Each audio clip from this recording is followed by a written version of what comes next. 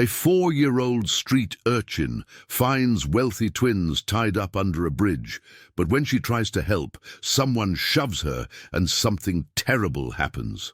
Leave a comment with what you think will happen and subscribe to my channel to support my work. The sun was just beginning to dip behind the mountains when 4-year-old Izzy wandered along the bank of the river that snaked through the small town of Harmony Creek, nestled in the Blue Ridge Mountains. Her bare feet carefully navigated the loose stones, and her dirty, tattered clothes told a tale of a life on the streets no child should ever know. Her stomach, empty for 2 days, drove her to scavenge for any scraps of food she could find near the old iron bridge. The bridge was a landmark in town, built over 50 years ago by the grandfather of the Moretti brothers, and now served as a meeting place for fishermen and kids who played in the river during the hot afternoons. Izzy knew the place well, often finding leftovers from picnics abandoned by families who visited on weekends. While rummaging among the rocks for crumbs, a strange sound caught her attention. It was a muffled groan coming from beneath the bridge's iron structure. A child's natural curiosity overcame her fear, and she crept closer, trying to pinpoint the disturbing sounds. What Izzy saw made her freeze in her tracks. 2 identical men were tied up with thick ropes, sitting on the damp ground beneath the bridge. They wore expensive suits, now soiled and torn, and their faces bore the marks of blows. They were Benny and Cass Moretti, the 45-year-old twins who owned the largest trucking company in the region, known to everyone in town as respected and important figures. Benny, older by a few minutes, had a decisive personality that always placed him in the lead for company decisions. His internal conflict had been growing for months as he uncovered the irregularities his twin brother had been committing. Cass, on the other hand, hid a weak personality behind the facade of a successful businessman, consumed by the shame of a gambling addiction that had put the entire family company at risk. "Help," Benny murmured when he saw the girl approaching. "Please, little one, get someone." Izzy felt her heart pounding in her chest. Despite her young age, she possessed a determined spirit that allowed her to face difficult situations with impressive courage for a child. Her other striking characteristics included a keen intuition that helped her survive on the streets and an observational ability that made her notice details others missed. She took a step towards the bound men, but before she could get closer, a shadow moved quickly behind her. A hooded figure emerged from nowhere, wearing dark clothes that perfectly camouflaged him with the shadows of the bridge. His face was completely covered, but Izzy could clearly hear the stranger's heavy, angry breathing. "Get out of here, kid!" the rough voice shouted from behind the hood. Before Izzy could react, strong hands shoved her violently. The force of the push was so intense that the girl completely lost her balance, tripped on the loose stones of the bank, and fell straight into the shallow river. The impact with the icy water was brutal, but it was the sharp rock on the riverbed that caused the real damage. Izzy's head struck the rock hard, and she felt a sharp pain before everything went dark around her. The river water, which was normally clear and inviting, now turned red as the unconscious girl floated downstream, carried by the gentle but constant current. The hooded man watched for a few seconds, making sure the girl no longer posed a threat. Then he turned his attention back to the bound twins, who had witnessed the entire scene with growing horror. "See what happens when someone sticks their nose where it doesn't belong?" the cold voice said, now directed at the Moretti brothers. "I hope this serves as an example for you to understand that I'm not playing around." Benny struggled against the ropes that bound him, his fury growing with each second. "You hurt an innocent child. This has nothing to do with our problems." "Our problems?" the hooded man laughed bitterly. "You created this situation. I'm just collecting the price for your incompetence." Cass, who had until then remained silent, consumed by guilt, finally spoke. "Please, at least check if the girl is okay. She has nothing to do with this. The girl is your problem now. Every minute you delay accepting my conditions is another minute she spends hurt out there. Think about it. Meanwhile, miles downstream, Walt Sanders was walking along the riverbank during his break from the hospital. The 38-year-old nurse had a habit of walking by the river to relax after long and stressful shifts. His kind personality and excessive dedication to his work made him beloved by everyone at the hospital, especially when it came to caring for abandoned children. Walt had always dreamed of having a family, but his main motivation was always to help others, which made him dedicate so much time to work that there was never room for serious relationships. His internal conflict grew every day as he felt incomplete, as if something important was missing in his life. It was then that he saw something floating in the water that made him run desperately. A small child, unconscious, being carried by the current. Without hesitation, Walt jumped into the water and managed to reach Izzy before she was swept into a more dangerous part of the river. When he pulled her from the water, he quickly checked her vital signs. There was a wound on her head, but she was still breathing. He picked up the girl and ran to his car, speeding to the hospital where he worked.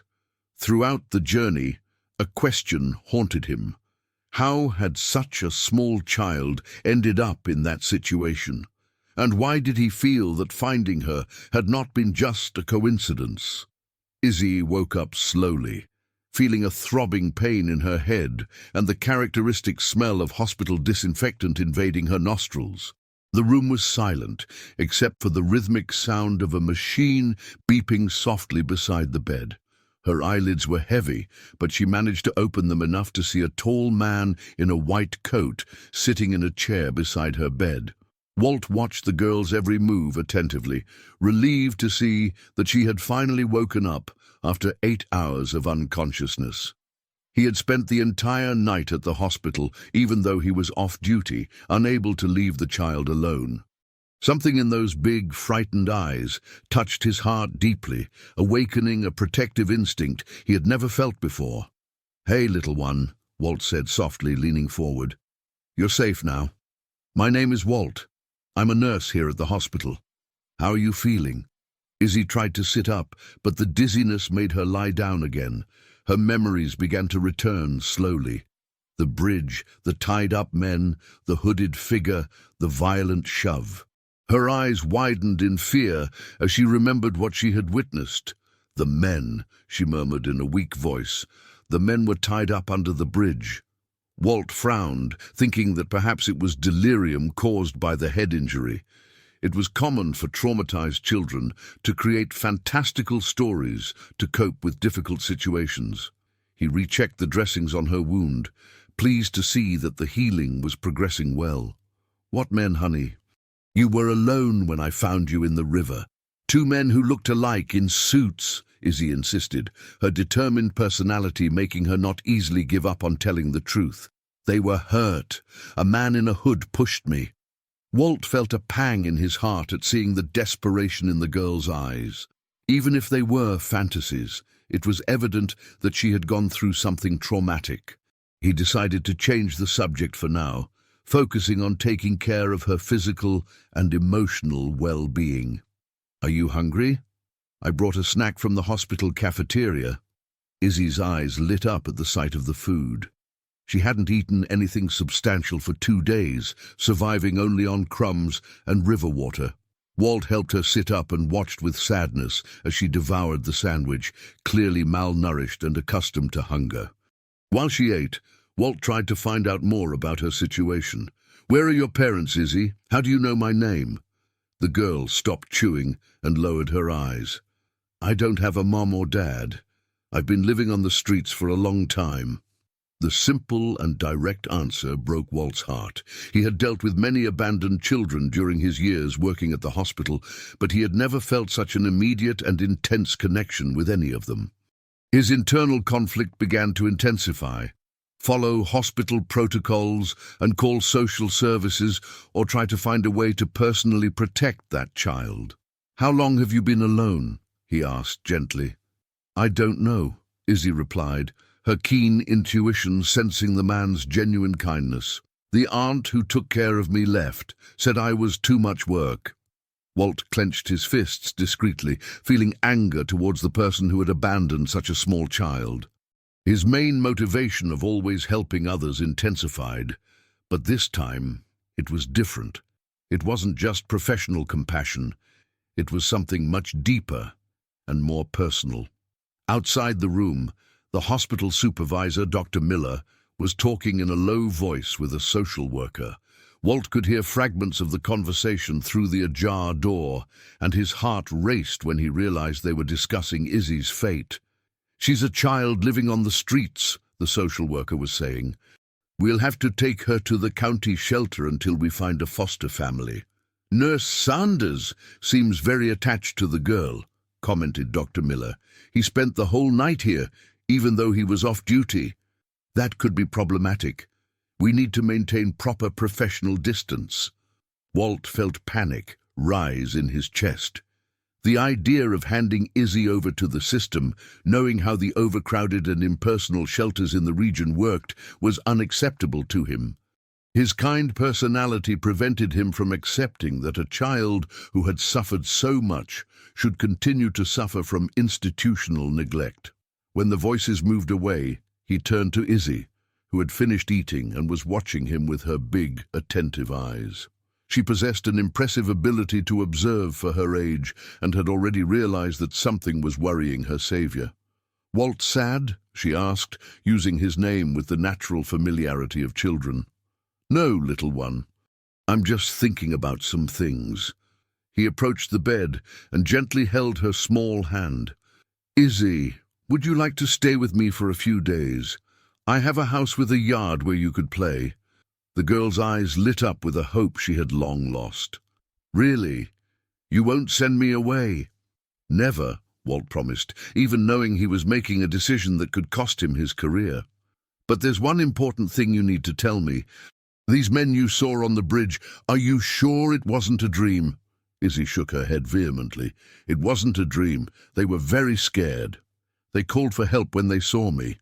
Walt studied the girl's serious face.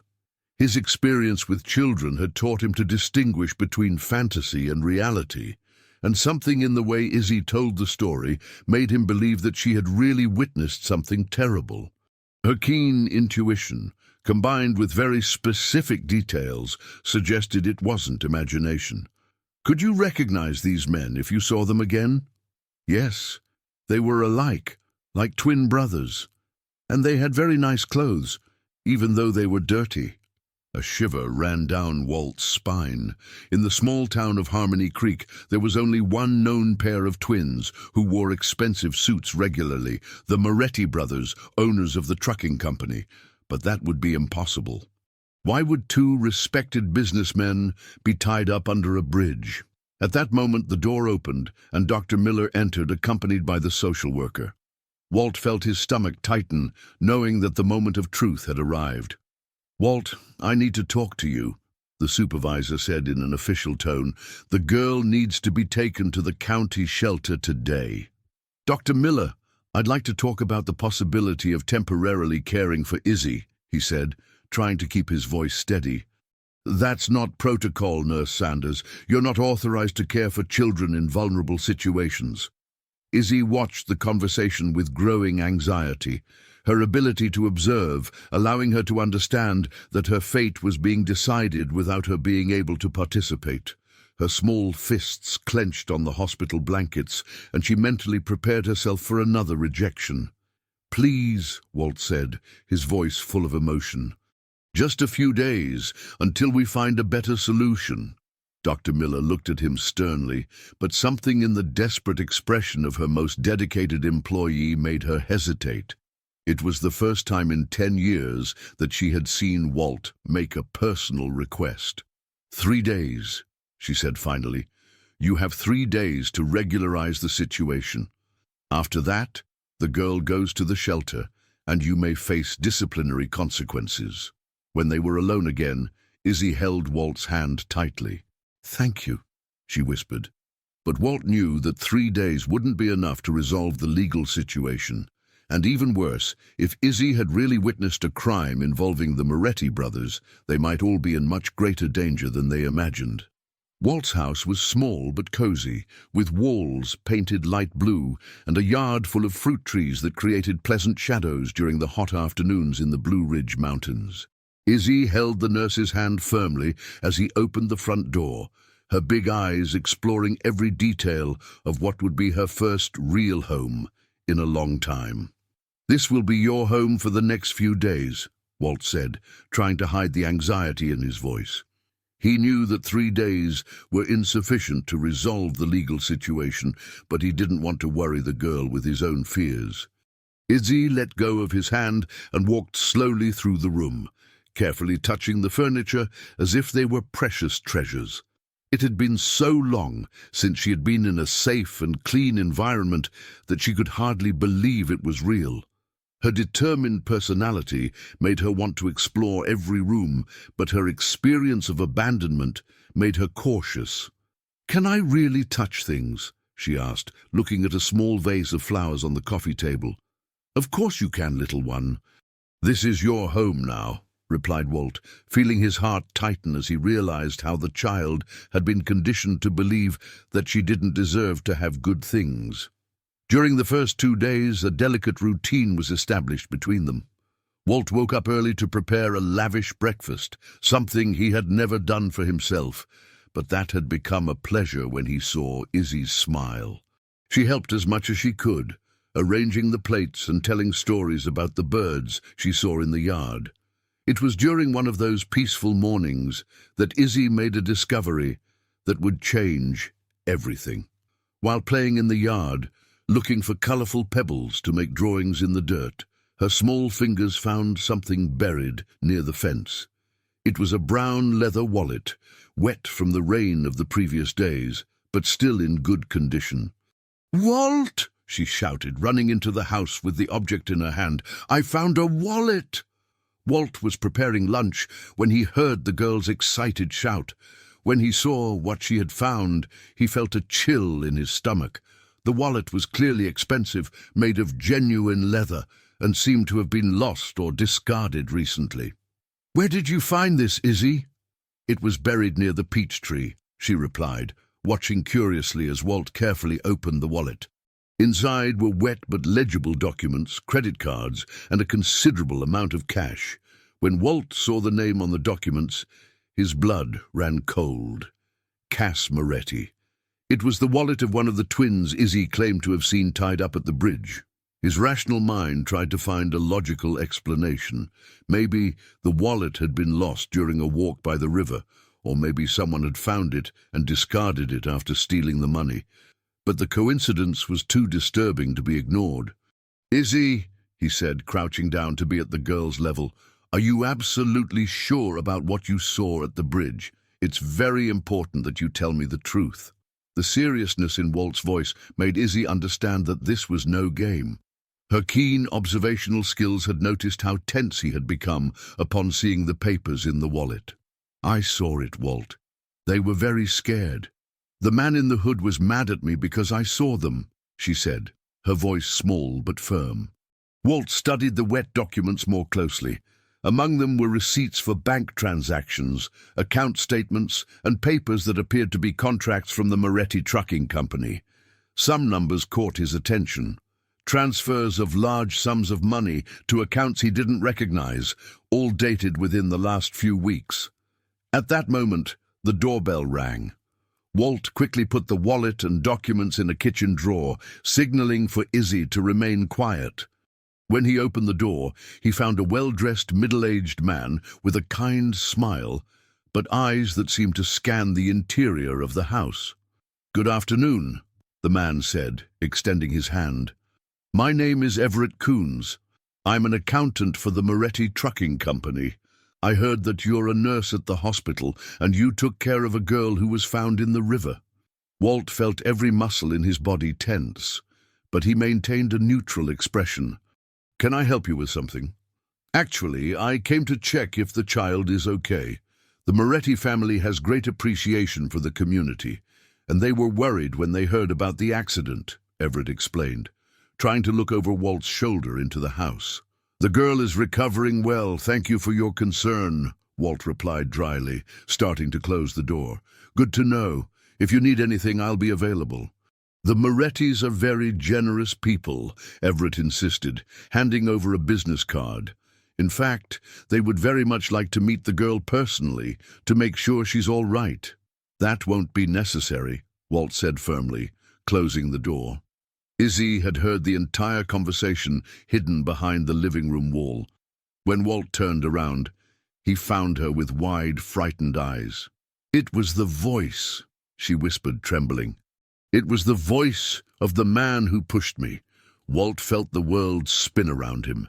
If Izzy was right, the man who had just left was responsible for the kidnapping of the Moretti brothers. And worse, he now knew where she lived. That night, Walt barely managed to sleep. He checked all the locks on the house 3 times and kept the lights on. Izzy, sensing his tension, asked if she could sleep on the sofa in the living room instead of in the bedroom he had prepared for her. "I'm scared of the man in the hood," she admitted, her words echoing Walt's own fears. "He won't hurt you," Walt promised, even though he wasn't sure how he could keep that promise. "I'll protect you." The next day, the 3rd and last day of the deadline given by Dr. Miller, Walt made a decision that would change his life forever. Instead of taking Izzy back to the hospital, he called his supervisor and said he was sick. It was the first time in 10 years of his career that he had missed work without a real reason. "Walt, this isn't protocol," he said to himself, repeating Dr. Miller's words. But when he looked at Izzy playing in the yard, drawing birds in the dirt with a stick, he knew he couldn't abandon her. His decision was solidified when, during the afternoon, he saw a dark car slowly passing in front of his house for the 3rd time. The driver wore sunglasses and seemed to be watching the property. Walt closed all the curtains and kept Izzy inside the house for the rest of the day. "Why can't I play in the yard?" she asked, her intuition sensing that something was wrong. "We're going to have an indoor play day today," Walt said, trying to sound casual. "How about I teach you how to draw on real paper?" While Izzy concentrated on her drawings, always birds flying freely in the sky, Walt reanalyzed the documents found in Cass's wallet. His limited experience in financial matters didn't help him fully understand what he was seeing, but it was obvious that there were irregularities in the numbers. A question haunted him. If the Moretti brothers had really been kidnapped, why hadn't anyone reported their disappearance? A company the size of theirs wouldn't function without its owners unless the kidnapper was someone from within the company itself, someone with enough access to keep operations running normally while keeping the true owners captive. When night arrived, Walt knew he could no longer postpone a decision.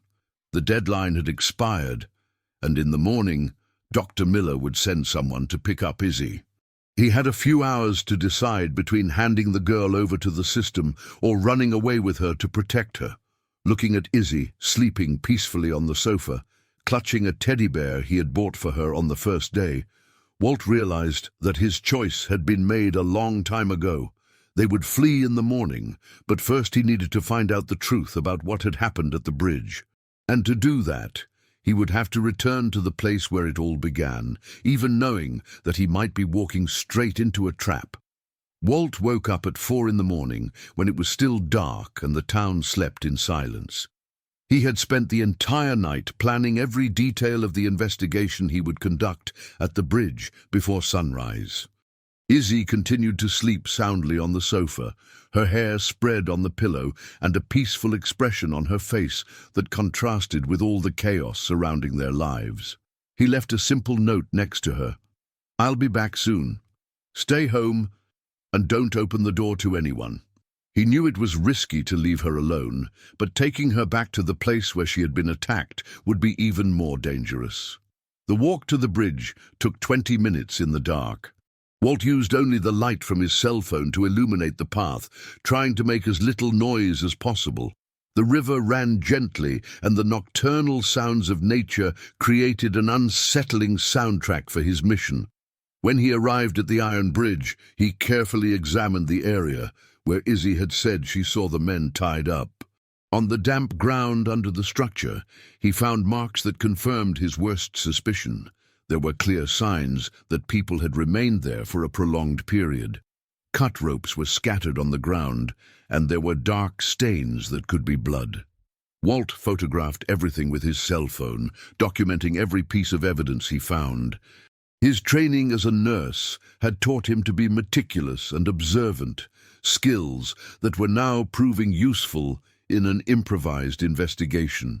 It was when he was crouching down, examining the ropes, that he heard footsteps approaching. His heart raced, and he quickly hid behind one of the bridge's support beams. Two figures walked towards the location, talking in low voices. "Are you sure nothing was left behind?" asked a voice that Walt recognized as Everett's. "He cleaned everything up last night," replied a second voice, deeper. "But that girl is still a problem. She saw too much. That's why I'm taking care of the situation. The nurse doesn't suspect anything. He thinks I'm worried about the child's well-being." Walt held his breath, realizing that he had arrived at the exact moment when the criminals were checking if they had erased all the evidence. His presence there wasn't a coincidence. It was fate putting him in the right place to discover the truth. "And the brothers? Are they still resisting?" asked the man with the deep voice. "Benny is being stubborn, but Cass is starting to give in. His addiction makes him more malleable," Everett replied with a coldness that made Walt shudder. "How much longer are we going to keep up this charade at the company?" "Until we manage to transfer all the remaining money. After that, we won't need them anymore."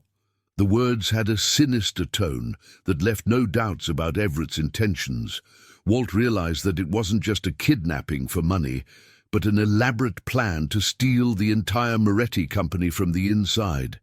The two men continued talking as they searched the area, making sure they hadn't left any evidence behind.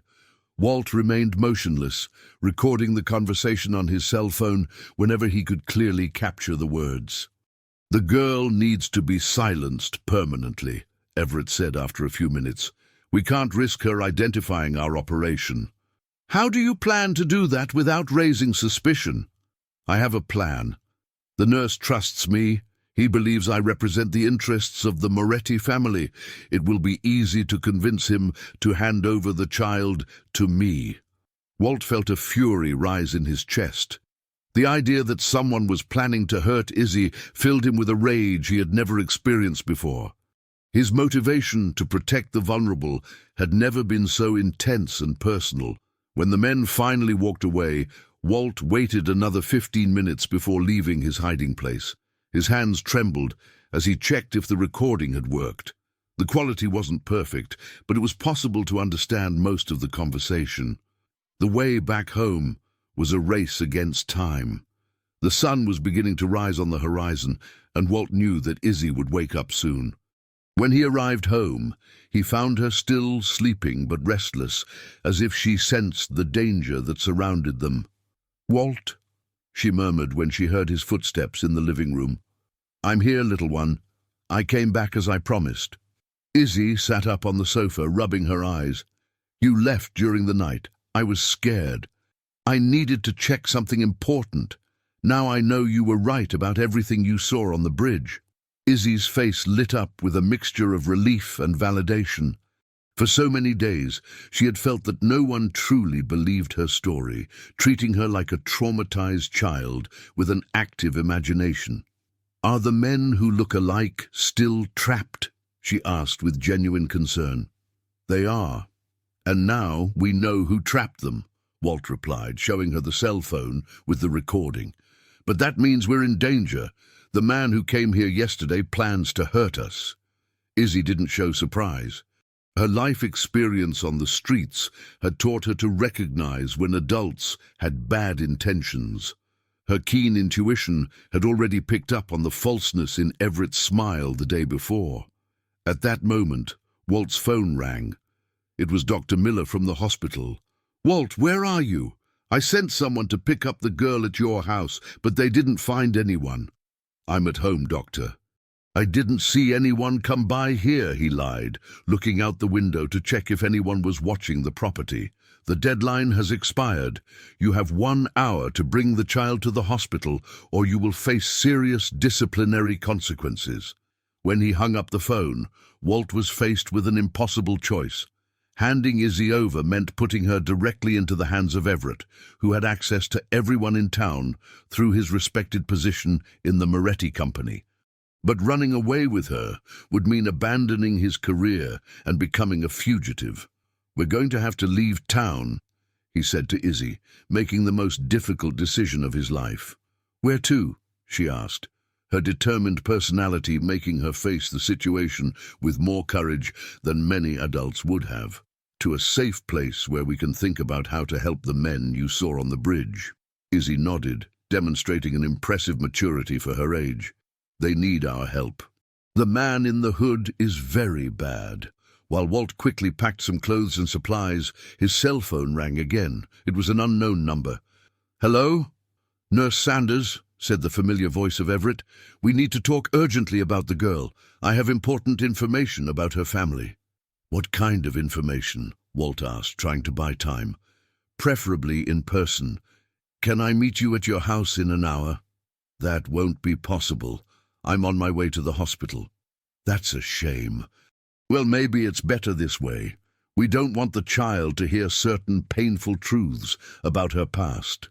The line went dead, and Walt realized that Everett was bluffing, trying to arouse his curiosity so he would lower his guard. But he already knew too much about the accountant's true intentions. "Izzy, let's go now," he said, grabbing a backpack with his essential belongings. "What about the little birds in the yard?" she asked, looking out the window at the trees where several species made nests. "They'll be okay. Birds know how to take care of themselves," Walt replied, touched by her concern for such small creatures when her own life was in danger. As they left through the back door of the house, Walt saw a dark car parked on the corner of the street. It was the same vehicle that had passed by several times the day before. They would have to leave on foot and avoid the main streets. "We're going on an adventure," he said to Izzy, trying to turn the escape into something less scary for her. "An adventure to save the men from the bridge?" she asked, her eyes shining with determination. "Exactly." But as they walked along the trails that led out of town, Walt knew that they didn't just have to run away. They had to find a way to save Benny and Cass before it was too late. And to do that, they would need help from someone they could trust, if that person even existed in Harmony Creek. The walk along the dirt trails that skirted Harmony Creek was more difficult than Walt had imagined. Izzy, despite her determination, wasn't used to long walks, and her small legs began to show fatigue after 2 hours of constant movement. The sun was already high, and the typical heat made the journey even more challenging. "I'm tired," Izzy admitted for the first time, stopping to lean on a tree. Her cheeks were red from the effort, and Walt realized that they couldn't continue much longer at that pace. "Let's rest a little," he said, looking for a safe place where they could temporarily take shelter. "See that house up ahead? Let's see if the people who live there can help us." The property they spotted was a small farm, with a simple brick house surrounded by a well-kept garden where chickens pecked freely. Smoke came out of the chimney, indicating that someone was home preparing lunch. As they approached the gate, a woman of about 60 years old came out of the house, drying her hands on a floral apron. She had grey hair tied in a simple bun and kind eyes that immediately filled with concern upon seeing the adult man and the small child, clearly in distress. "Good morning," she said, approaching the gate. "Do you need help?" "My name is Walt, and this is Izzy," he explained, trying to choose his words carefully. "We're going through a difficult situation, and we need a safe place to rest." The woman, who introduced herself as Ms. Jenkins, studied the two for a few seconds. Her life experience in the countryside had taught her to recognize genuinely needy people from those with bad intentions. Something in the protective way Walt kept his hand on Izzy's shoulder, and the girl's evident fatigue convinced her that they posed no danger. "Come in," she said, opening the gate. "You must be hungry. I just made some chicken and okra stew." The kitchen of the house was small but cozy, with a wood-burning stove that spread a comforting warmth throughout the room. Miss Jenkins served generous plates of home-style food, and Izzy ate with the appetite of someone who had endured many hardships in her life. "Is the girl your daughter?" Miss Jenkins asked, while observing the careful interaction between the two. "Not biologically," Walt answered honestly, "but I'm taking care of her, and someone is trying to separate us." Miss Jenkins didn't ask any more questions. Her intuition, as an experienced woman, sensed that there was more to the story than was being told, but she also realized that Walt was genuinely protective of the child. It was during lunch that something happened that would completely change the course of their escape.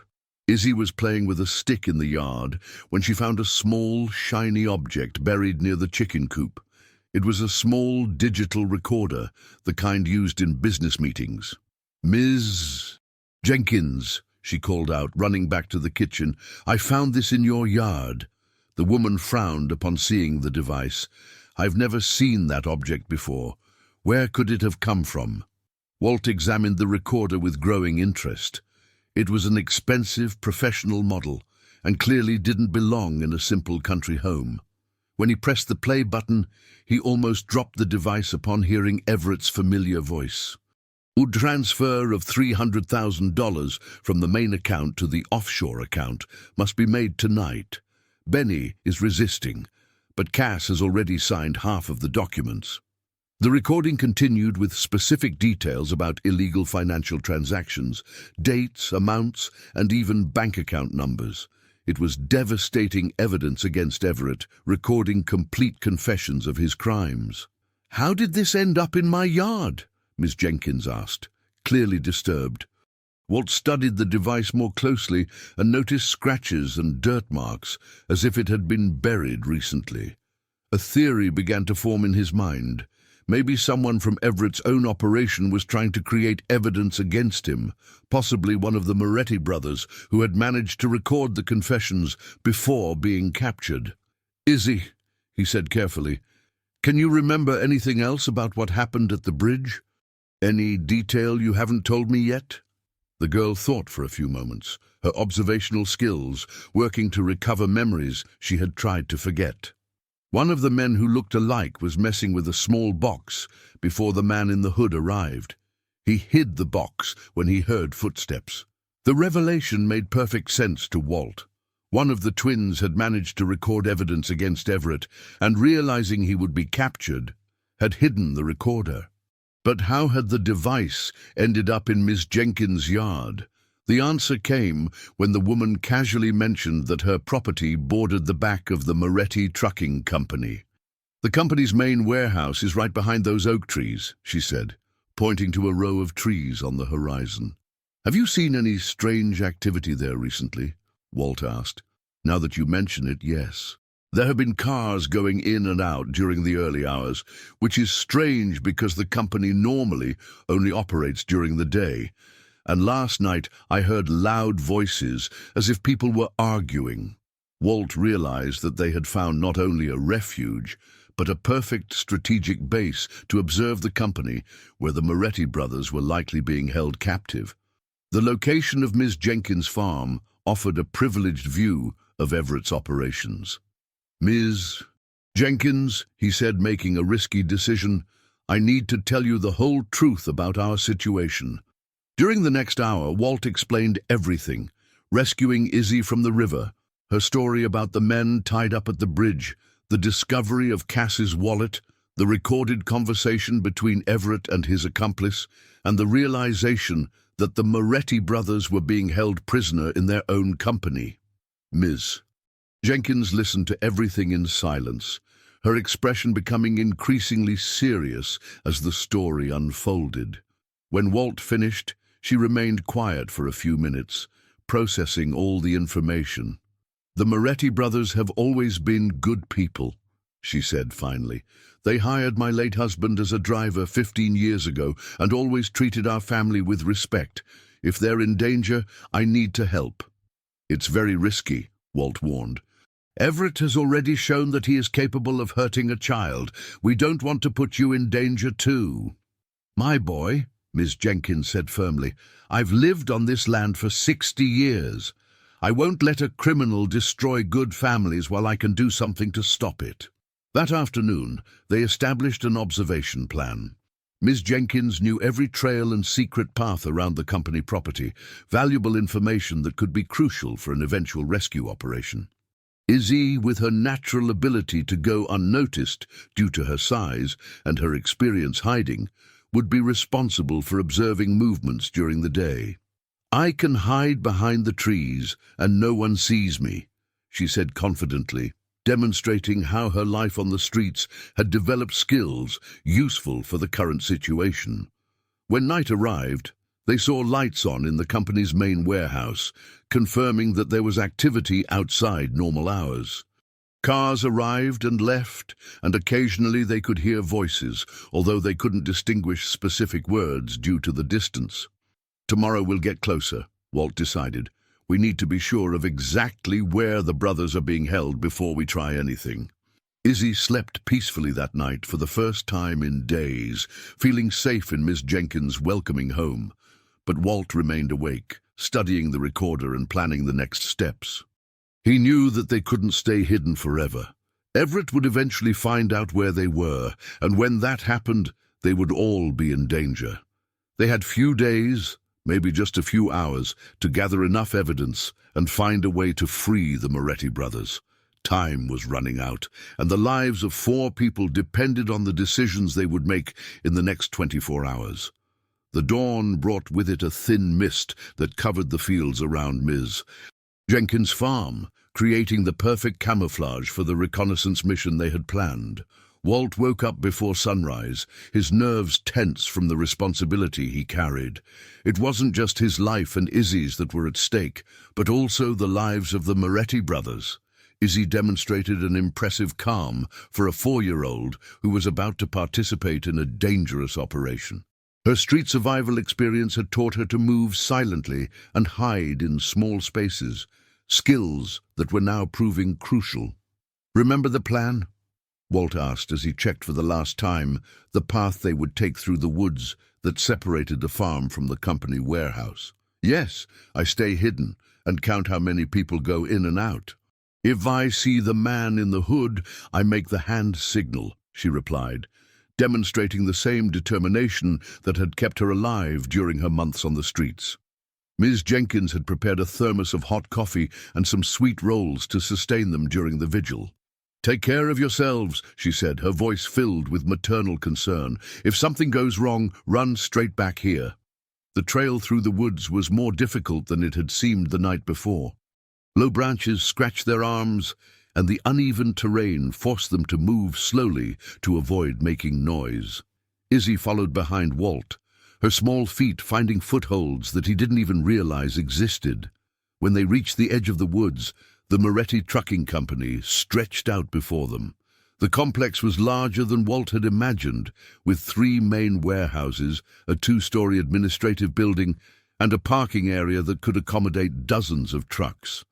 During the day it would be a busy place, but at that moment before dawn, it seemed deserted. "There," Izzy whispered, pointing to the farthest warehouse. "There's a light on in that small window." Walt looked in the direction indicated and confirmed that there was a faint light coming from a high window in the back warehouse. It was the only sign of activity in the entire complex, suggesting that someone was inside long before normal business hours. They positioned themselves behind a row of oak trees that offered a good view of the warehouse while keeping them hidden. Izzy found a fallen log that was the perfect size for her to duck down behind it, while Walt crouched among the denser bushes. The wait began. During the first hour, nothing happened. The sun rose completely, and the morning sounds of nature masked any noise they might be making. It was when Walt began to question if they were in the right place that the first movement occurred. A familiar black car parked near the illuminated warehouse. Everett got out of the vehicle, looked around carefully, and quickly entered the building. A few minutes later, another man arrived, the same deep-voiced man Walt had heard at the bridge during the early hours. "It's the bad man," Izzy whispered, confirming that they really were the kidnappers. During the next 2 hours, they observed a strange pattern. Everett entered and left the warehouse regularly, always carrying papers or folders. Occasionally, they could hear raised voices coming from inside, but the distance didn't allow them to distinguish words. It was around 9 in the morning that something happened that changed everything. A truck from the Moretti Company itself arrived at the warehouse, and to Walt's surprise, Everett helped unload boxes of groceries, enough food for several people for several days. "They're planning to keep the brothers locked up for a long time," Walt murmured to himself, documenting everything with discreet photos on his cell phone. Izzy, with her keen observational skills, noticed something that Walt had missed. "Walt," she whispered, "look at the small window." He directed his attention to the illuminated window and saw a shadow moving quickly twice, then 3 times, then twice again. The pattern repeated several times. "It's a signal," Walt realized. "Someone is trying to communicate." They watched the pattern for a few more minutes. 2 quick movements, 3 movements, 2 movements. It was clearly intentional, a desperate attempt at communication from someone who was trapped inside. "It's the men who look alike trying to tell us where they are," Izzy said with certainty, her intuition grasping the situation even without fully understanding the implications. Walt knew that they needed to get closer to have a real chance of understanding what was happening inside the warehouse. But with 2 armed men guarding the entrance, any attempt would be extremely risky. It was then that Izzy suggested something that initially horrified him, but that gradually began to make sense. "I can hide under the truck when they leave. I'm small, and no one will see me." "Absolutely not," Walt said immediately. "It's too dangerous." "But I'm the only one who can do it," she insisted with irrefutable logic. "You're too big, and they know me. If they see me, they'll know you're around." For 20 minutes, they debated the possibility. Walt struggled against all his protective instincts, but gradually recognized that Izzy was right.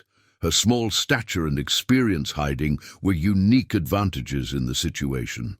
"If you do this, you have to promise that you'll run at the first sign of danger," he said finally. "I promise." They waited until Everett and his accomplice left for lunch, something that had become an observable pattern. When the black car drove away, Izzy ran silently to the warehouse, while Walt watched her with his heart in his throat. The girl found a low window in the back of the building that was only ajar. With the agility of someone who had learned to survive in hostile environments, she managed to squeeze through the small opening and disappear inside the warehouse. The next 15 minutes were the longest of Walt's life. He couldn't see or hear anything from what was happening inside, and his imagination created terrible scenarios about what might have happened to Izzy. Finally, she reappeared at the window, making discreet signals for him to approach. When he managed to get close enough to hear, her words confirmed his worst fears.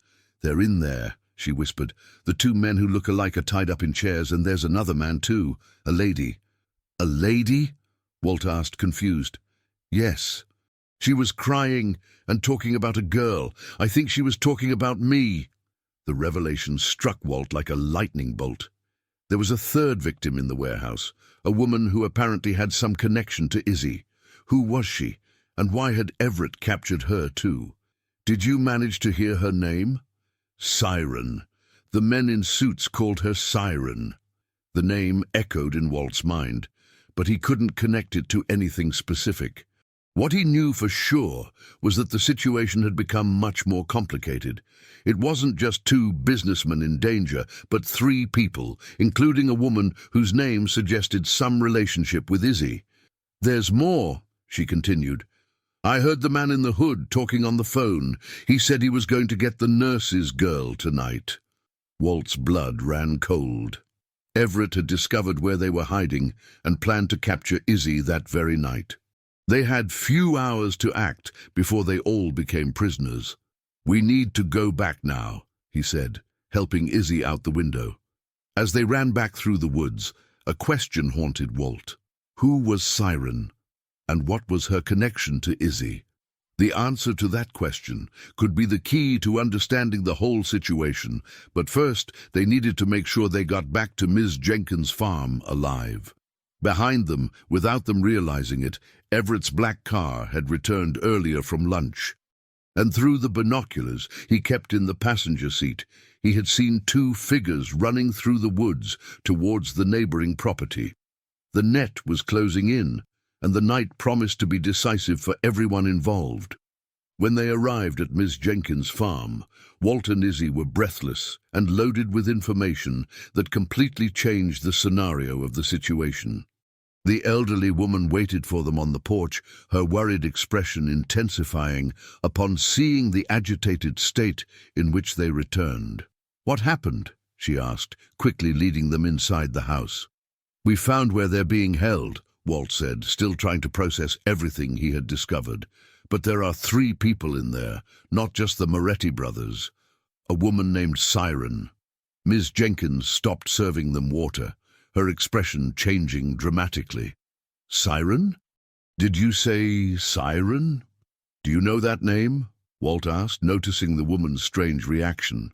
"Siren worked at the Moretti Company until a few weeks ago.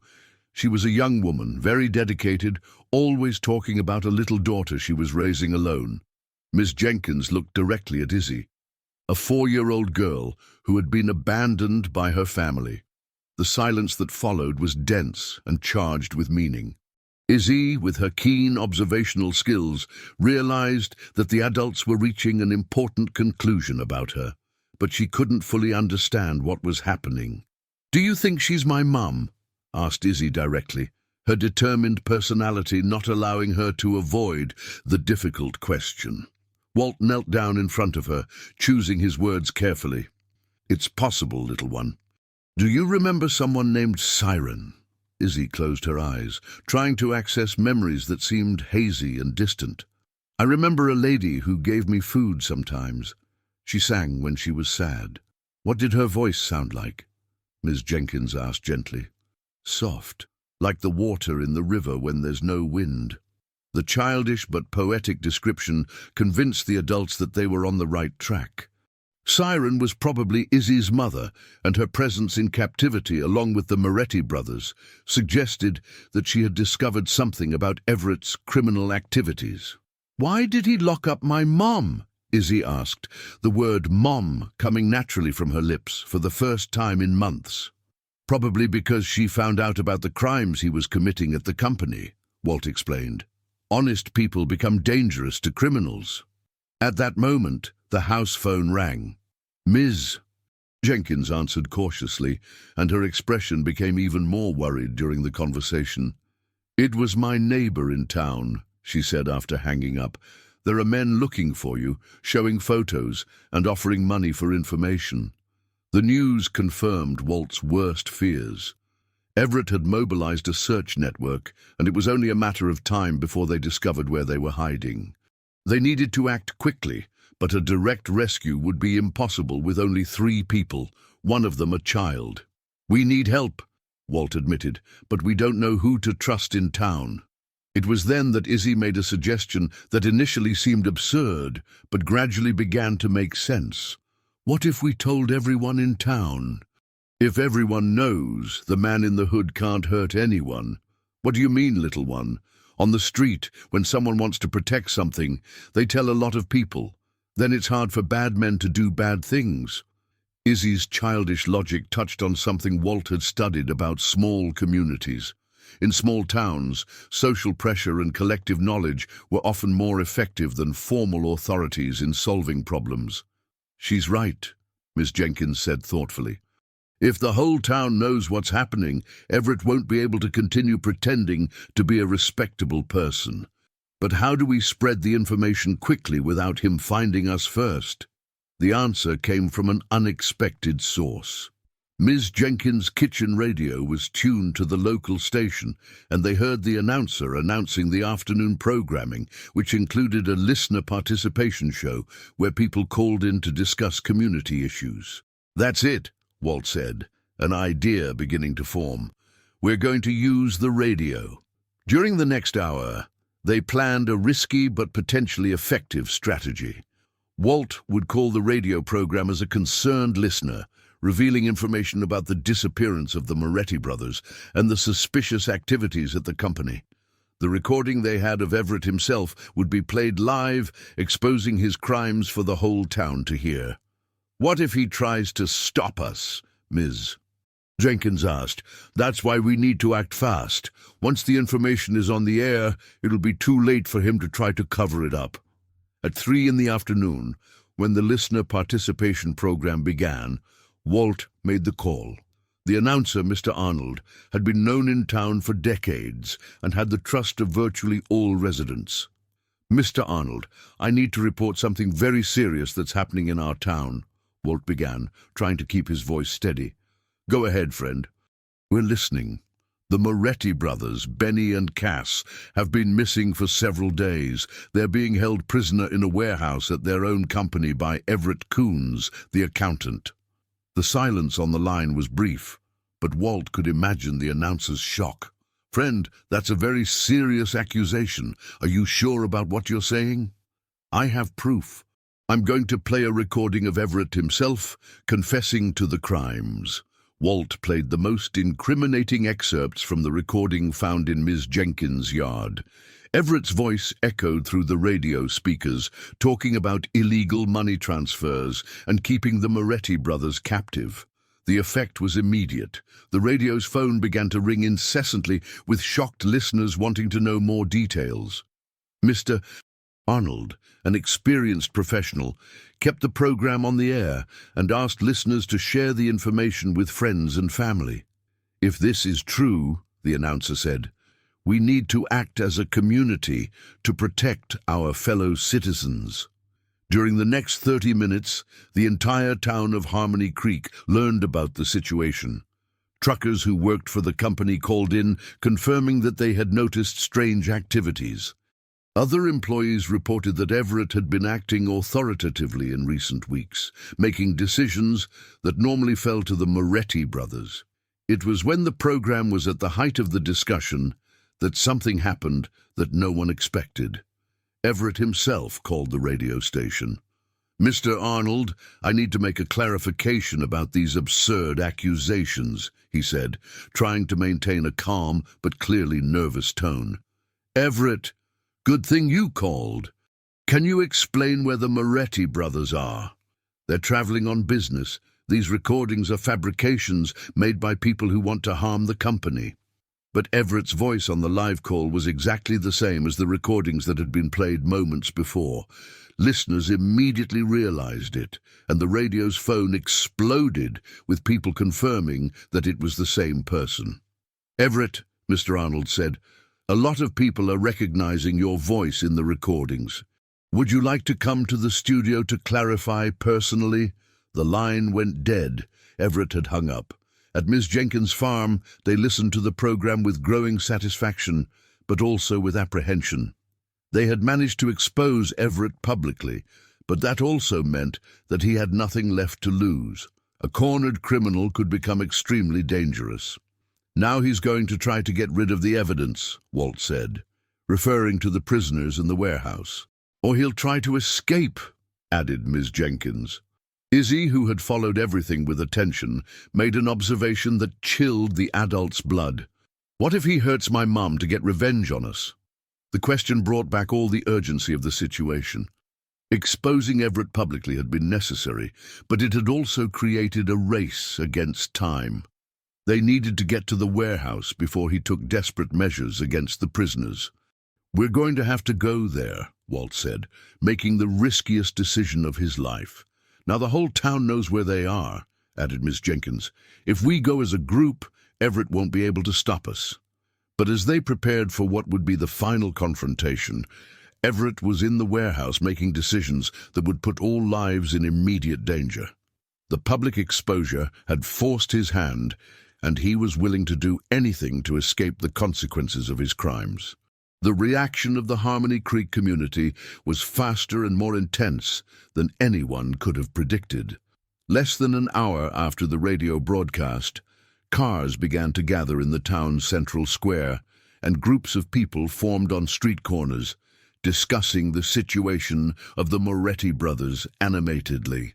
Walt, Izzy, and Miss Jenkins watched the movement from the top of a hill near the farm, from where they had a panoramic view of both the town and the Moretti trucking company. What they saw filled them with hope and apprehension at the same time. "Look there," Miss Jenkins said, pointing to the road leading to the company. "There are at least 15 cars going there. Cars of company employees, truckers, local merchants, and even people who simply wanted to help were heading to the Moretti trucking complex." Collective indignation had turned into community action, something typical of small country towns when a respected family was in danger. But not everything was running according to plan. Through binoculars that Miss Jenkins kept to observe birds, they could see that Everett wasn't being passive about the situation. Several unknown men had appeared at the company, clearly reinforcements he had called to deal with the crisis. "He brought more people," Walt observed with concern. "This could get dangerous for those who are going to help." Izzy, with her keen observational skills, noticed something that the adults had missed. "There's smoke coming out of the warehouse," she said, pointing to a thin column of grey smoke that was beginning to form. Walt's heart raced. Smoke could mean that Everett was destroying evidence, or even worse, that he had decided to eliminate the prisoners once and for all. They could no longer wait for others to resolve the situation. "We need to go down now," he said, making a decision he knew was risky. If he's destroying evidence, he might be planning to do something terrible to the prisoners. "I'm going with you," Miss Jenkins said firmly. "I know secret paths to get to the warehouse without being seen. It's too dangerous for you. My boy, I've lived here for 60 years. This company was once like a second home to my family. I'm not going to stay here while good people may be dying." As they descended the steep trail that led to the back of the company, they could hear loud voices and car engines coming from the main entrance. The community had arrived at the scene, but apparently was being prevented from entering by Everett and his men. Ms. Jenkins' strategy of using alternative paths proved to be essential. She led them through a passage between fences that had been used by employees for decades as a shortcut, a path that Everett probably didn't even know existed. When they got close to the warehouse where the victims were being held, the situation was more tense than they had imagined. Through the windows, they could see Everett pacing back and forth, visibly agitated, talking loudly on the phone. 2 other men guarded the entrances, while a third seemed to be preparing something that produced the smoke they had seen. "He's burning papers," Walt whispered, watching piles of documents being thrown into a metal drum. "What about the prisoners?" Izzy asked, concerned specifically about the woman who could be her mother. Ms. Jenkins pointed to a smaller room at the back of the warehouse, where they could see shadows of people tied up. "There. They're all there." It was at this moment that something happened that completely changed the dynamics of the situation. One of the company's oldest employees, Joe Benson, managed to enter the complex through the main entrance, ignoring Everett's men and walking directly to the warehouse where they were hidden. "Everett!" Joe Benson shouted, his voice echoing throughout the warehouse. "The whole town knows what you did. Hand over the bosses, and maybe there's still time for you to turn yourself in." Everett's response was immediate and revealing. "Joe, you don't understand the situation. The Moretti brothers were ruining the company. I was trying to save it." "Save it by kidnapping the owners? That doesn't make sense." During the heated discussion between the 2 men, Walt realized that they had a unique opportunity. Everett's attention was focused on the main entrance, leaving the back of the warehouse temporarily unguarded. "Izzy," he whispered, "remember the small window you came through this morning?" "I remember. Could you go in again and try to untie the prisoners?" The girl looked at the warehouse, assessing the distance and the risks. Her determined personality spoke louder than fear. "I can. But what if the man in the hood sees me? We'll be watching. If something goes wrong, we'll make noise to distract him." Ms. Jenkins held Izzy's hand affectionately. "You are very brave, girl. Your mother would be proud." As Izzy prepared for the most risky mission of her life, the situation at the main entrance of the warehouse was intensifying. More company employees had arrived, and Everett was becoming increasingly cornered. "Where are Benny and Cass?" shouted another employee. "We want to see them now." "They're not here," Everett lied, but his voice trembled with nervousness. It was in this moment of maximum distraction that Izzy ran silently to the back window. Her small stature and experience in moving unnoticed helped her reach the opening without being seen. With the agility of a child accustomed to hiding, she managed to squeeze through the window and disappear inside the warehouse. Walt and Ms. Jenkins watched with their hearts in their throats, ready to create a distraction if necessary. Time seemed to move in slow motion as they waited for some sign from Izzy. Inside the warehouse, the girl moved silently through the shadows, using boxes and equipment as cover. The room where the prisoners were was at the back, and she needed to cross an open area to get there. When she finally reached the door of the room, she heard low voices coming from inside. They were voices of people clearly in distress, but trying to maintain hope. "Someone will find us," said a female voice that made Izzy's heart race. It was a voice that awakened deep, familiar, and comforting memories. "We need to have faith," replied a male voice. "The whole town must know we're missing." Izzy took a deep breath and carefully opened the door. What she saw confirmed everything they had suspected. Two identical men tied in chairs, clearly the Moretti brothers, and a young woman, also tied, who looked up surprised when she saw the child enter. "My God," whispered the woman, and Izzy knew immediately that she was looking at her mother. "Mom?" she asked quietly, the word coming naturally from her lips. Siren began to cry silently, recognizing the daughter she had been forced to abandon weeks ago. "Izzy, my girl, what are you doing here?" "I came to save you," she replied with the determination that characterized her, already starting to work on the ropes that bound her mother. Benny and Cass watched the scene with amazement and admiration. The small child who had witnessed their kidnapping had returned to save them, demonstrating a courage that many adults would not have. "Little one," Benny whispered, "you need to get out of here. It's too dangerous." "I'm not leaving you here," Izzy replied, continuing to work on the ropes with small but determined fingers. But while she struggled to free the prisoners, outside the warehouse the situation was reaching a critical point.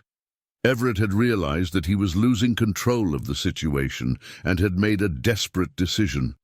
"If you don't get out of here now," he shouted to the employees who were gathered at the entrance, "I'm going to set this warehouse on fire with everything inside."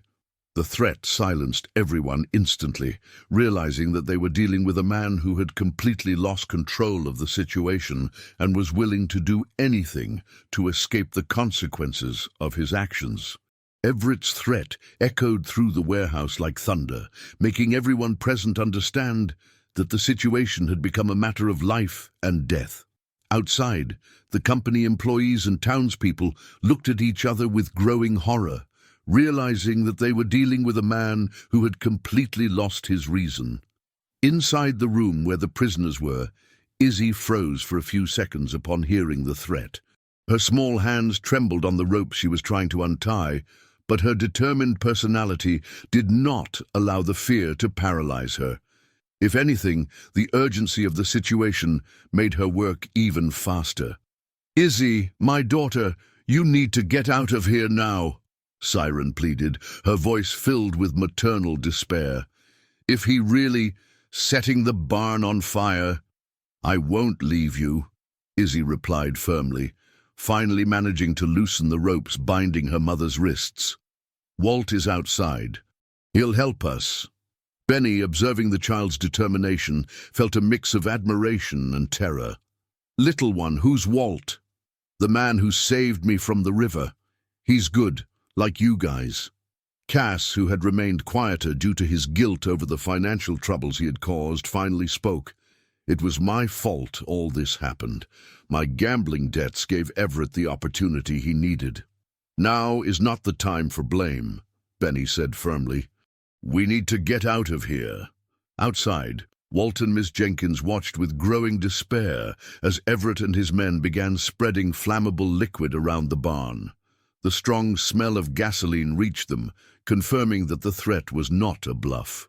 "He's completely lost it," Miss Jenkins murmured. "He's willing to burn everything to hide his crimes."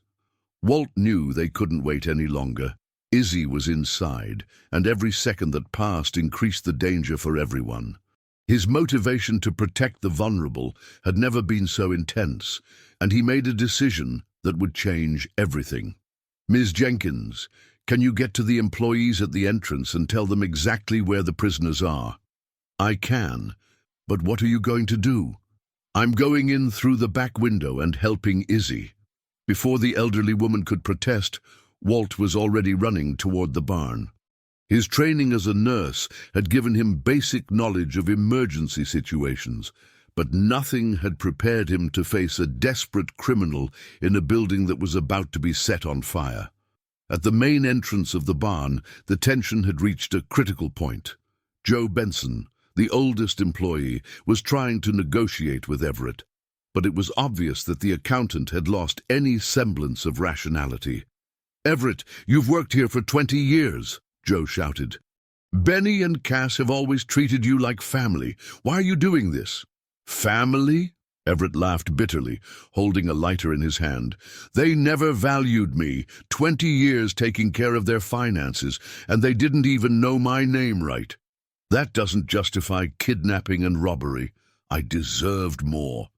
I was the one keeping this company running while they were wasting money on frivolities." During this discussion, one of the men Everett had hired began to show nervousness. Apparently, he had only been hired for intimidation, not to participate in arson that could result in multiple victims.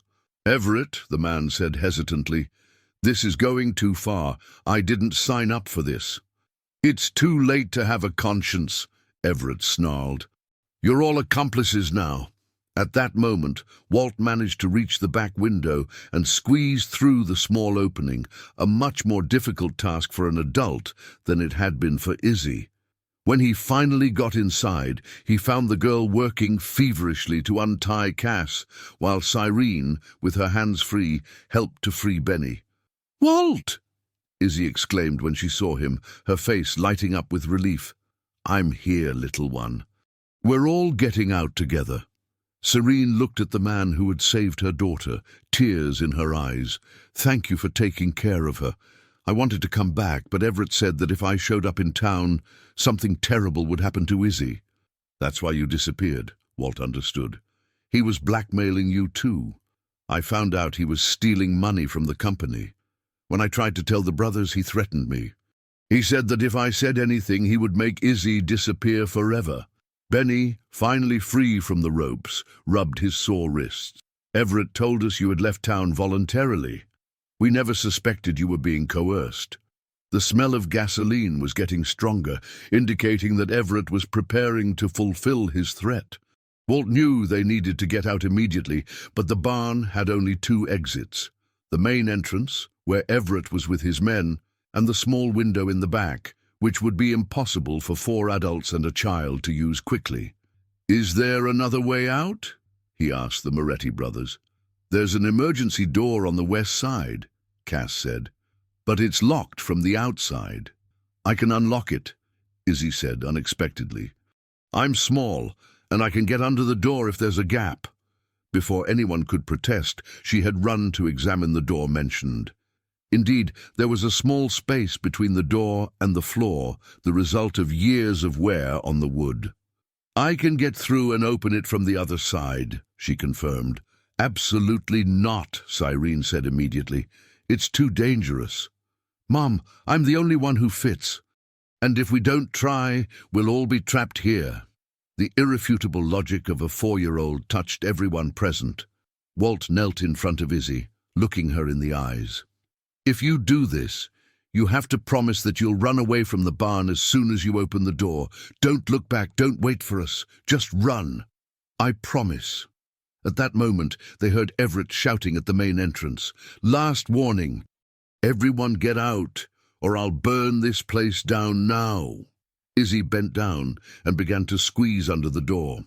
It was a tight space even for her, and for a few terrifying seconds it seemed she would get stuck. But her survival experience on the streets, where she had learned to hide in impossible spaces, helped her find a way. When she managed to get to the other side, they worked together to push the door while she tried to unlock the lock from the outside. It was hard work for small hands, but the determination that characterized her made her persist. "I did it!" she finally shouted, and the door opened. At that exact moment, they heard the sound they all feared, the snap of Everett lighting the lighter and throwing it on the gasoline spread around the barn. "Run!" Walt shouted, pushing everyone toward the exit.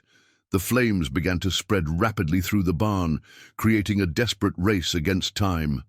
Serene picked Izzy up in her arms, while Walt helped the Moretti brothers, still weak from the days of captivity. When they finally got out of the burning barn, they found total chaos outside. The employees and residents had seen the flames start and were shouting for firefighters. But in a small town like Harmony Creek, the firefighters would take time to arrive. Everett and his men had fled when they realized that the fire was getting out of control, abandoning any plan to cover up their crimes. The accountant had finally understood that his situation was irreversible. But while everyone watched the barn being consumed by flames, a terrible realization struck Walt. All the physical evidence of Everett's crimes was being destroyed along with the building. Without concrete evidence, it would be much more difficult to ensure that he faced justice for his acts. Then Izzy did something that reminded everyone why that little child had been the key to resolving the whole situation from the beginning. She took out of her pocket the small digital recorder they had found in Miss Jenkins's backyard. "We still have this," she said simply, handing the device to Benny. The most important evidence was saved, protected by the courage and presence of mind of a 4-year-old girl who had proven to be braver than many adults. The sound of sirens finally echoed through the town as the firefighters arrived at the scene of the fire, but the flames had already consumed much of the barn. Black smoke rose into the sky of Harmony Creek, creating a dark cloud that could be seen from anywhere in the small town. Benny held the digital recorder in his hands as if it were the most precious object in the world, still incredulous at the courage that Izzy had demonstrated throughout the rescue. Cass was sitting on a nearby stone, finally physically free, but clearly tormented by the guilt of having caused the whole situation with his gambling addiction. Cyrene wouldn't let go of Izzy, hugging the daughter she had been forced to abandon weeks ago. Tears streamed down her face as she whispered words of love and regret in the girl's ears. "Forgive Mommy for leaving you," she repeated between sobs. "I thought I was protecting you." "I knew you'd come back," Izzy replied, with the simple wisdom that only children possess. "Walt told me that mothers always come back when they can." Walt watched the reunion between mother and daughter with a mixture of joy and melancholy. He had become deeply attached to Izzy during the days he had taken care of her, and he knew that now he would need to accept that she had found her real family. His internal conflict about being able to love and be loved had been resolved in a way he had never imagined. Joe Benson approached the group, still trying to process everything that had happened. "The other employees are spreading the news around town. Everyone wants to know if you're okay." "We're alive," Benny said, his voice still hoarse from the days of captivity, "thanks to this brave girl and the nurse who took care of her." It was at that moment that Miss Jenkins arrived running, breathless but determined. "Everett didn't run away," she shouted. "He's at his house, packing things. My neighbor saw him arrive a few minutes ago." The news electrified everyone present. If Everett was still in town, there was a chance to capture him before he escaped with the money stolen from the company. But it also meant that he still posed a danger to everyone, especially to Izzy, who had become the main witness to his crimes. "We need to act fast," Walt said. "If he manages to leave town, it could be very difficult to find him again." "I'll go there," Benny said, trying to get up, but clearly still weak from the days of deprivation. "You can barely stand," Cass protested. "Let the others handle this." "No," Benny said firmly. "He destroyed our company, terrorized innocent employees, and almost killed a child. I need to confront him personally." Cyrene squeezed Izzy in her arms, clearly worried. If he's still in town, he might try to take revenge, especially on Izzy. The girl, hearing the adults' conversation, once again demonstrated her determined personality. "He won't be able to hurt me. I have many people who protect me now." Her simple statement deeply touched everyone present. In a few days, an abandoned child had found not only her mother, but an entire community willing to protect her. Joe Benson took the lead in the situation. "I'll gather some employees and we'll go to Everett's house, but you stay here, recovering." "Wait," Walt said. "I'm going with you. I have some things to say to Everett personally." "It's risky," Cyrene warned. "No more risky than what we've already been through," Walt replied, looking affectionately at Izzy. "Besides, I need to make sure he can never threaten this family again." While the group organized to go after Everett, at the accountant's house, a desperate scene unfolded. He frantically packed documents and money, trying to gather everything he could carry in his escape. His hands trembled as he put away wads of notes he had stolen from the company over the months. The phone rang, and Everett hesitated before answering. It was one of the men he had hired to help him. "Everett, the situation is out of control. Burning the barn was too far. I'm out." "You can't abandon me now," Everett shouted into the phone. "I can and I will. Intimidation is one thing. Attempted murder is another, completely different." The line went dead, leaving Everett alone with his despair. He realized that he had completely lost control of the situation, and that his chances of escaping unpunished were rapidly diminishing. It was when he was closing the last suitcase that he heard cars approaching his house. Looking out the window, he saw at least 6 vehicles parking in front of his property, with familiar men getting out of them. Employees of the Moretti company that he had deceived for months. "Everett!" Joe Benson's voice shouted from outside. "We know you're in there. Come out and let's talk like civilized people."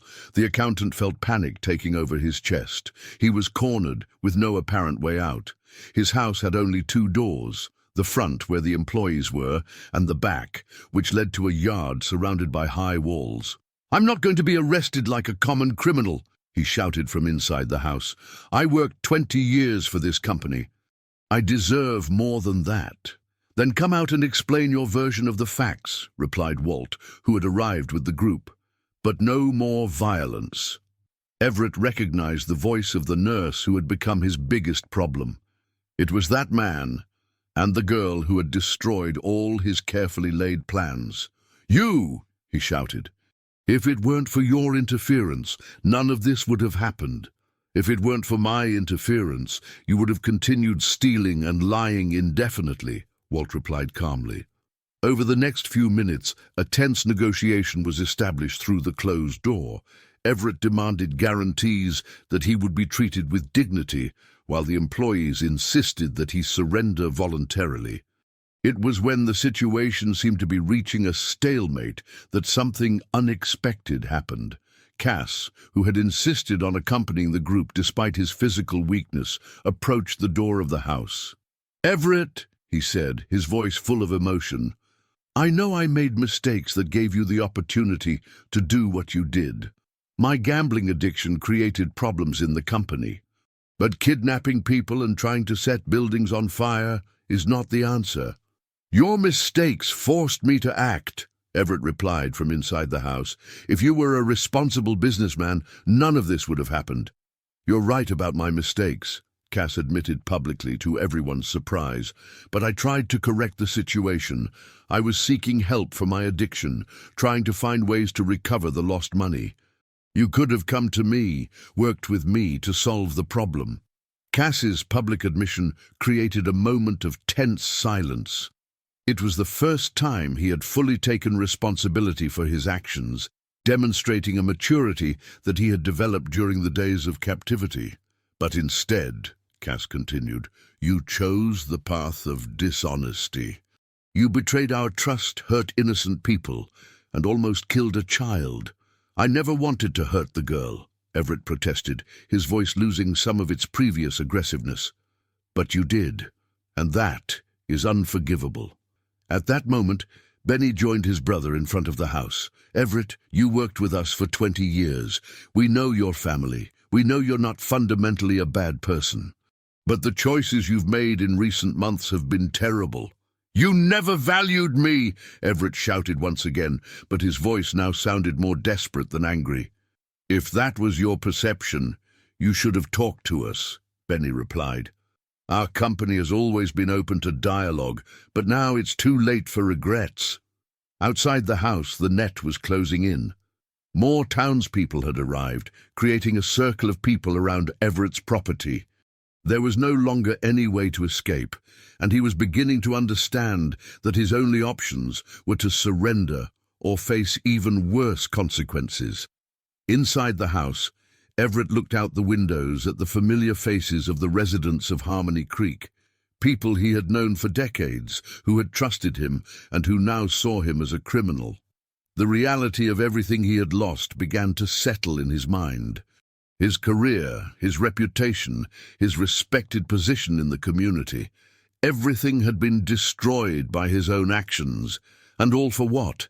For money that he would never be able to spend in peace, for a revenge that had brought no satisfaction, only more problems. The silence that followed Benny's words was broken by the sound of the front door, slowly opening. Everett appeared in the doorway, his clothes rumpled, his face marked by fatigue and defeat. He carried a small suitcase in one hand and a large envelope in the other. Okay, he said, his voice weak and defeated. I'll turn myself in, but first, there are things you need to know. Joe Benson and the other employees positioned themselves in a semicircle around the entrance of the house, keeping enough distance not to appear threatening, but ready to act if necessary. Walt remained close, carefully observing Everett's every move. First, Everett began, looking directly at Cass, you're right about your gambling problems, but that wasn't the only thing that motivated me. I discovered your debts 6 months ago, and my first intention was really to help. What do you mean? Cass asked, confused. I tried to find legal ways to cover your losses without Benny finding out. I reorganized some investments, delayed some payments, used emergency reserves. For 3 months, I managed to keep the situation under control. Benny frowned. Why didn't you tell me? Because Cass begged me not to. He said he would solve the problem himself, that he had already stopped gambling. I thought I was protecting the relationship between you two. The revelation surprised everyone. Everett had started his actions with genuine intentions to help, not to steal, but something had changed along the way. What happened then? Walt asked. Everett took a deep breath before continuing. 2 months ago, I found out that Cass had started gambling again. A new debt, even bigger than the previous one. That's when I realized that I would never be able to cover the losses without the company going completely bankrupt. And that's when you decided to steal, Benny concluded, his voice filled with disappointment. That's when I lost it, Everett corrected. 20 years working to build this company, seeing it grow, feeling like I was part of the family, and then I realized that everything would be lost because of the addiction you couldn't control. Cass lowered his head, the guilt weighing on his shoulders like a stone. You were right to be furious with me, but innocent people didn't deserve to pay for my mistakes. I know that now, Everett admitted. But at the time, I was so consumed by anger and despair that I completely lost my sense of right and wrong. Walt stepped forward. And Cyrene? Why did you threaten her and force her to abandon her daughter? Cyrene discovered the first irregularities I committed. She was very dedicated, checked all the numbers meticulously, When she came to question me about some suspicious transfers, I panicked. "So you blackmailed her," Walt said, his voice hard. "I said that if she told anyone about her suspicions, I would make her daughter disappear. At the time, Izzy lived half-abandoned in town, and it would be easy to make sure no one found her." The confession made Walt's blood boil. The idea that someone had used an innocent child as an instrument of blackmail filled him with controlled fury. "Cyrene agreed to leave town to protect Izzy," Everett continued. "But I didn't foresee that the girl would end up witnessing the brothers' kidnapping." "How did you capture Benny and Cass?" Joe Benson asked. "I called an emergency meeting at the barn, saying that I had discovered evidence that someone was stealing from the company. When they arrived, the men I hired overpowered them. The plan was to force them to sign documents, transferring all the remaining money to accounts that I controlled." "And then?" Benny asked. Everett hesitated, clearly embarrassed. I hadn't decided yet. Part of me hoped that you would understand my motives and let me leave with the money. Another part knew that you would never forgive me." "You were willing to kill us," Cass said, not as an accusation but as a statement of fact. "I was willing to do anything to avoid spending the rest of my life in prison," Everett admitted with brutal honesty. At that moment, police sirens echoed in the distance, approaching rapidly. Someone in the crowd had called the authorities, realizing that the situation was beyond what the community could resolve on its own. "The evidence," Everett said quickly, handing the envelope he was carrying to Benny. "All the documents of the embezzlements I committed are there, account numbers where I transferred the money, access passwords, everything." "Why are you giving us this?" Benny asked, surprised. "Because I realize there's no going back, and because deep down, I still have respect for you. We worked together for 20 years. You don't deserve to lose everything because of my mistakes." Walt studied Everett's face, trying to detect signs of manipulation or falsehood. But what he saw was a genuinely repentant man, someone who had made terrible decisions, but who finally understood the gravity of his actions. The police sirens were very close now, and Everett knew he only had a few minutes before being arrested. "There's one last thing," he said, looking directly at where he knew Walt could relay the information to Izzy. "Tell the girl I'm sorry. She didn't deserve to go through any suffering because of the adults' problems." "You can tell her that personally," Walt replied. "When you get out of prison, if you've really changed, you can ask for forgiveness directly." "If I get out of prison," Everett corrected bitterly. "With everything I've done, I can spend the rest of my life locked up." The police cars finally arrived, and 4 officers got out of the vehicles, clearly prepared for a potentially violent situation. But they found a peaceful scene, with the main suspect surrendering voluntarily. "I'm Everett Coons," he said to the approaching officer. "I'm responsible for the kidnapping of the Moretti brothers and the embezzlement of money from their company." The officer, clearly surprised by the immediate confession, looked at the others present for confirmation. Benny stepped forward. "It's true, officer. This man held us prisoner for several days and stole substantial amounts from our company. But he's cooperating now, handing over evidence and confessing everything."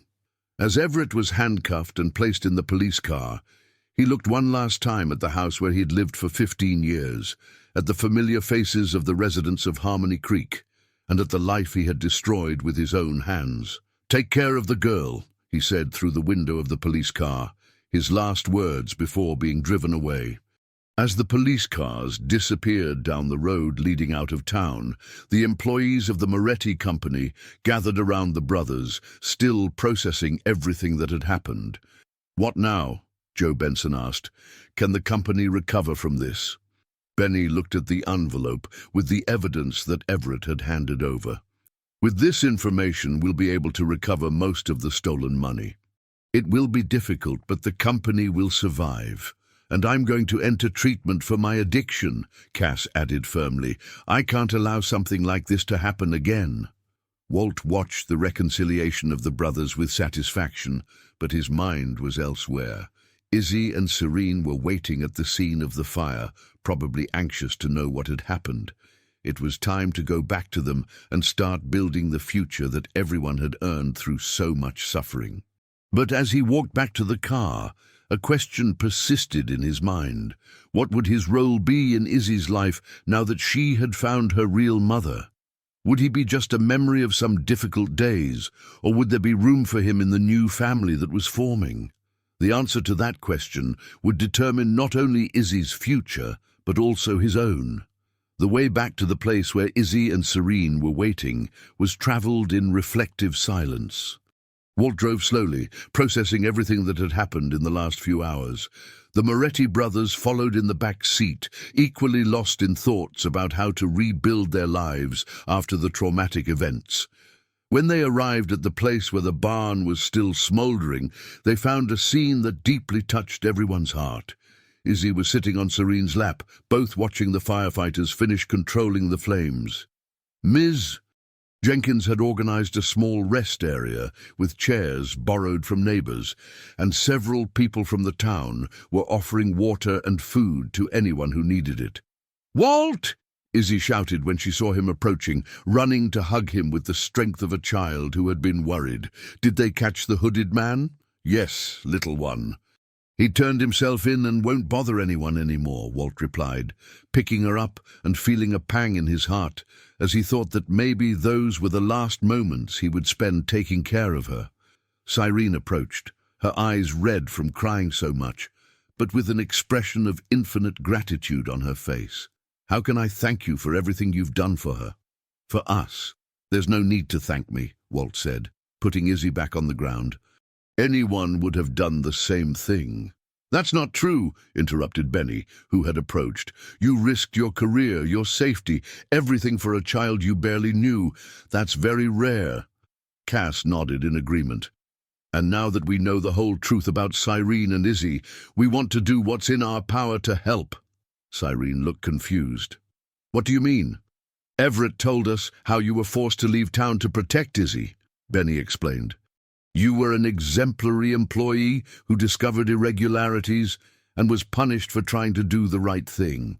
We want to offer you your job back," Cass added, "with a promotion and a salary increase as compensation for everything you've been through."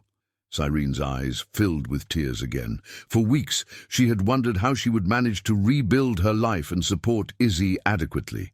The Moretti brothers' offer resolved her most immediate financial worries. I accept," she said, emotional. "Thank you for the second chance." Izzy watched the adults' conversation with her keen observational skills, realizing that there were unspoken tensions between them. Her childish intuition captured that Walt was sad, even though he was trying to hide it. "Walt is sad because he thinks he won't see me anymore," she said directly, with the brutal honesty that only children possess. The comment made all the adults fall silent, realizing that the girl had identified exactly the problem that everyone was avoiding addressing. Walt crouched in front of her, trying to explain the situation in a way that she could understand. "Little one, your mother has come back to take care of you. That's how it should be. A girl needs to be with her real family." "But you're also my family," Izzy protested with irrefutable childish logic. "You saved me, took care of me, protected me. Doesn't that count?" Cyrene watched the interaction between her daughter and the man who had become a father figure to her, realizing the depth of the bond they had developed. It was obvious that Izzy loved Walt as much as she loved her biological mother, and that separating them would be cruel to both. "Walt," Cyrene said hesitantly, "can I talk to you in private?" They moved a few feet away from the group, where they could talk without being overheard. Cyrene chose her words carefully, knowing that what she said would change everyone's lives. "I know you became attached to Izzy during the time you took care of her," she began. "Very much," Walt admitted. "But I understand that now she has you back. I don't want to interfere in the relationship between you." "What if it wasn't interference? What if it was collaboration?" Walt looked at her confused. "I don't understand." Izzy spent 4 years of her life practically abandoned, then a few traumatic days with Everett threatening her, and finally found stability and love with you. Separating you now would be another unnecessary trauma. What are you suggesting? Cyrene took a deep breath before making the proposal that she had been formulating in her mind since she reunited with her daughter. I'm suggesting that the three of us form a family, you, me, and Izzy. The suggestion left Walt completely speechless. It was a possibility he had never considered, but that made sense in a way that deeply touched his heart. Are you sure? He finally asked. We barely know each other. I know enough, Cyrene replied with conviction. I know you're a good man who genuinely loves my daughter. I know she trusts you completely. And I know that we both need a family. What about you? Your feelings? Cyrene smiled for the first time in weeks. You saved the most important person in my life. You took care of her when I couldn't. You demonstrated courage, kindness, and dedication. Those are qualities that I deeply admire in a man. At that moment, Izzy appeared between them, demonstrating once again her ability to appear at the right moments. Are you deciding about our family? How did you know? Walt asked, surprised. Because you look like people making an important decision, and because I heard you talking, she admitted with a mischievous smile. And what do you think of this idea? Cyrene asked. I think it's the best idea in the world, Izzy replied without hesitation. That way, I have my real mom and my heart dad. The simple and direct statement of the girl sealed the decision for everyone. Walt knelt down and opened his arms, embracing both Cyrene and Izzy, feeling for the first time in his life that he really belonged somewhere. Then it's decided, he said, his voice choked with emotion. We're going to be a family. When they returned to where the others were waiting, the change in their expressions was obvious. Ms. Jenkins was the first to notice. Looks like you've come to a good decision, she observed with a maternal smile. The best decision, confirmed Izzy, holding the hands of Walt and Cyrene, one on each side. Benny and Cass watched the scene with satisfaction, realizing that something good had been born from all the tragedy they had faced. The company could be rebuilt, the money could be recovered, but the family that was forming before their eyes was something much more valuable. There's one practical thing we need to resolve, Benny said. Where are you going to live? My house is small, but we can adapt, Walt said. Actually, Cass interrupted, we have a better proposal. The company owns some houses for senior employees. One of them has been vacant for months. We would like to offer it to you. It's a big house with a yard near the school, Benny added, perfect for a family with a child. Cyrene looked at Walt, who nodded in agreement. We accept, she said, and thank you very much for everything. Joe Benson, who had observed the entire conversation, approached the group. The other employees are organizing a party to celebrate the end of this situation. Would you like to participate? Of course, replied Izzy before the adults could speak. Parties are always good after difficult adventures. As they headed towards the impromptu celebration that was being organized in the central square of the town, Walt reflected on how his life had changed completely in a few days. He had started as a lonely nurse dedicated to his work, and now he was the father of a brave girl and the husband of a woman he deeply admired. Are you happy? Cyrene asked, noticing his pensive expression. Happier than I ever imagined possible, he replied honestly. And you, little one? Cyrene asked Izzy. I'm happy because I don't have to look for food alone anymore, because I have people who love me, and because now I know that families can be formed in different ways, she replied, with the simple wisdom that characterized her. As they walked together towards the celebration, the three knew that there would still be challenges ahead. Walt would need to adapt to fatherhood, Cyrene would have to rebuild her career, and Izzy would need to completely overcome the traumas she had experienced, but they also knew they would face those challenges together, as a family, supported by a community that had shown its strength and solidarity in the most difficult moments.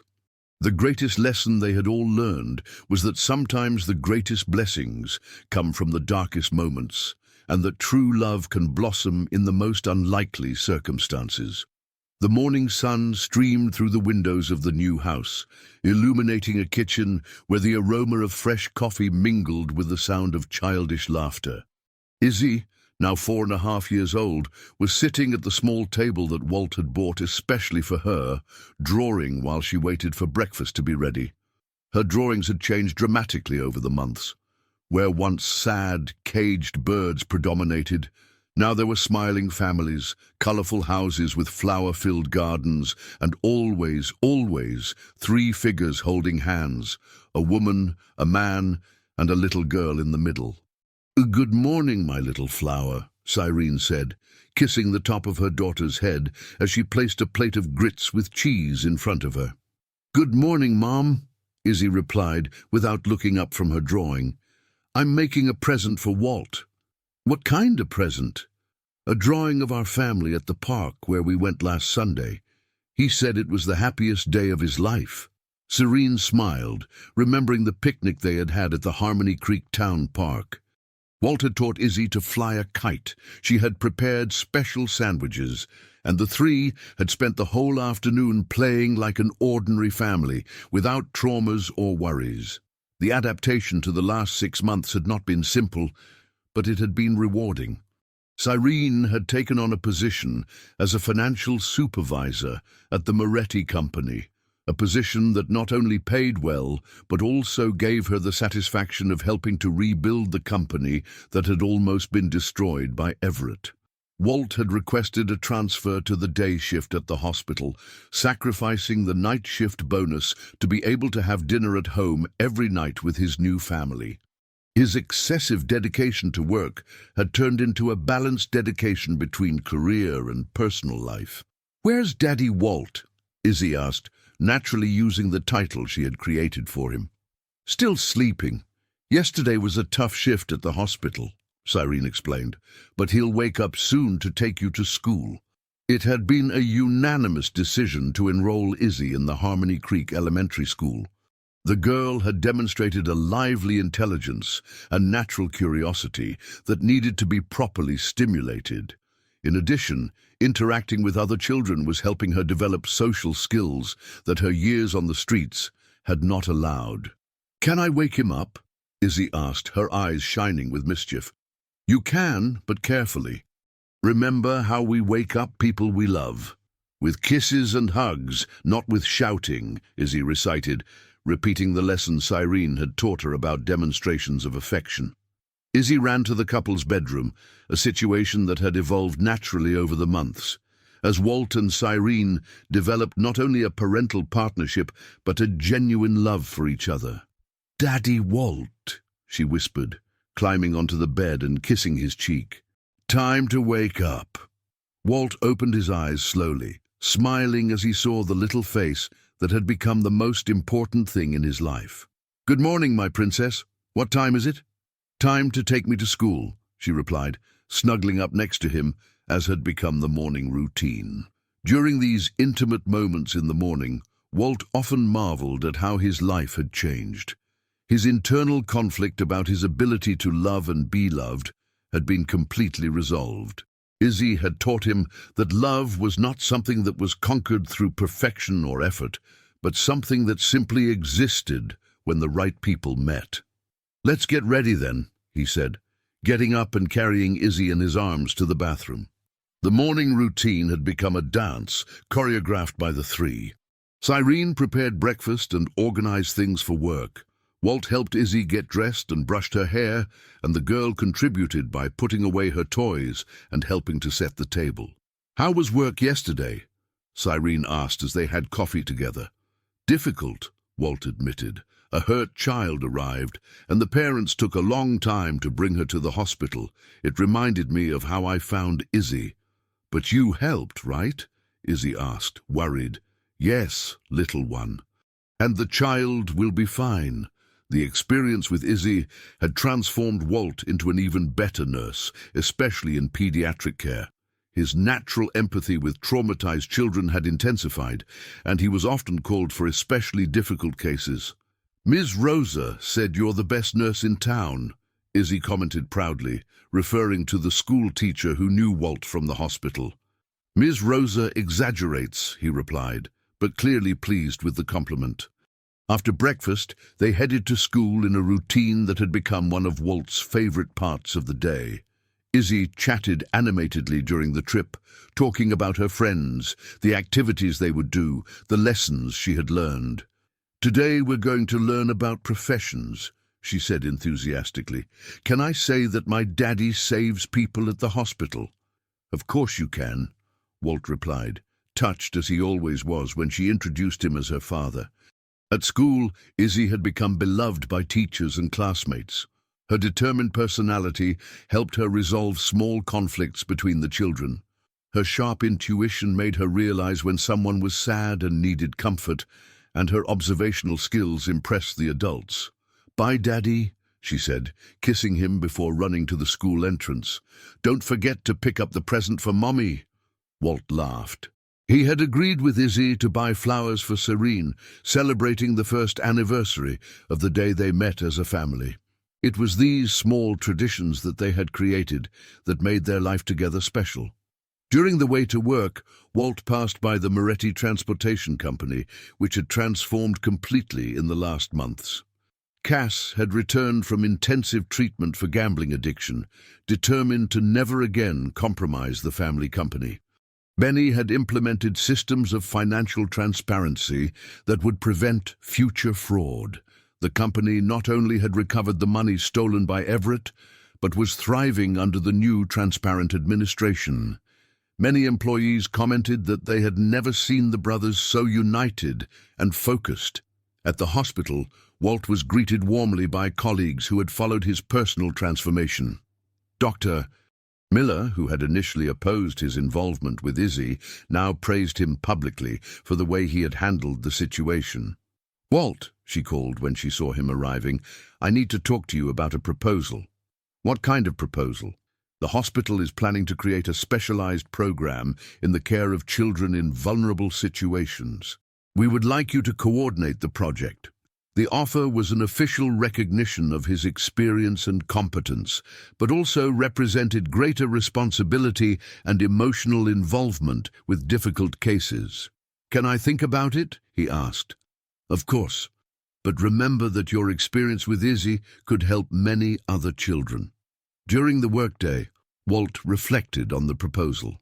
He knew that accepting would mean regularly facing situations that would remind him of Izzy's initial trauma, but he could also use that experience to prevent other children from going through the same suffering.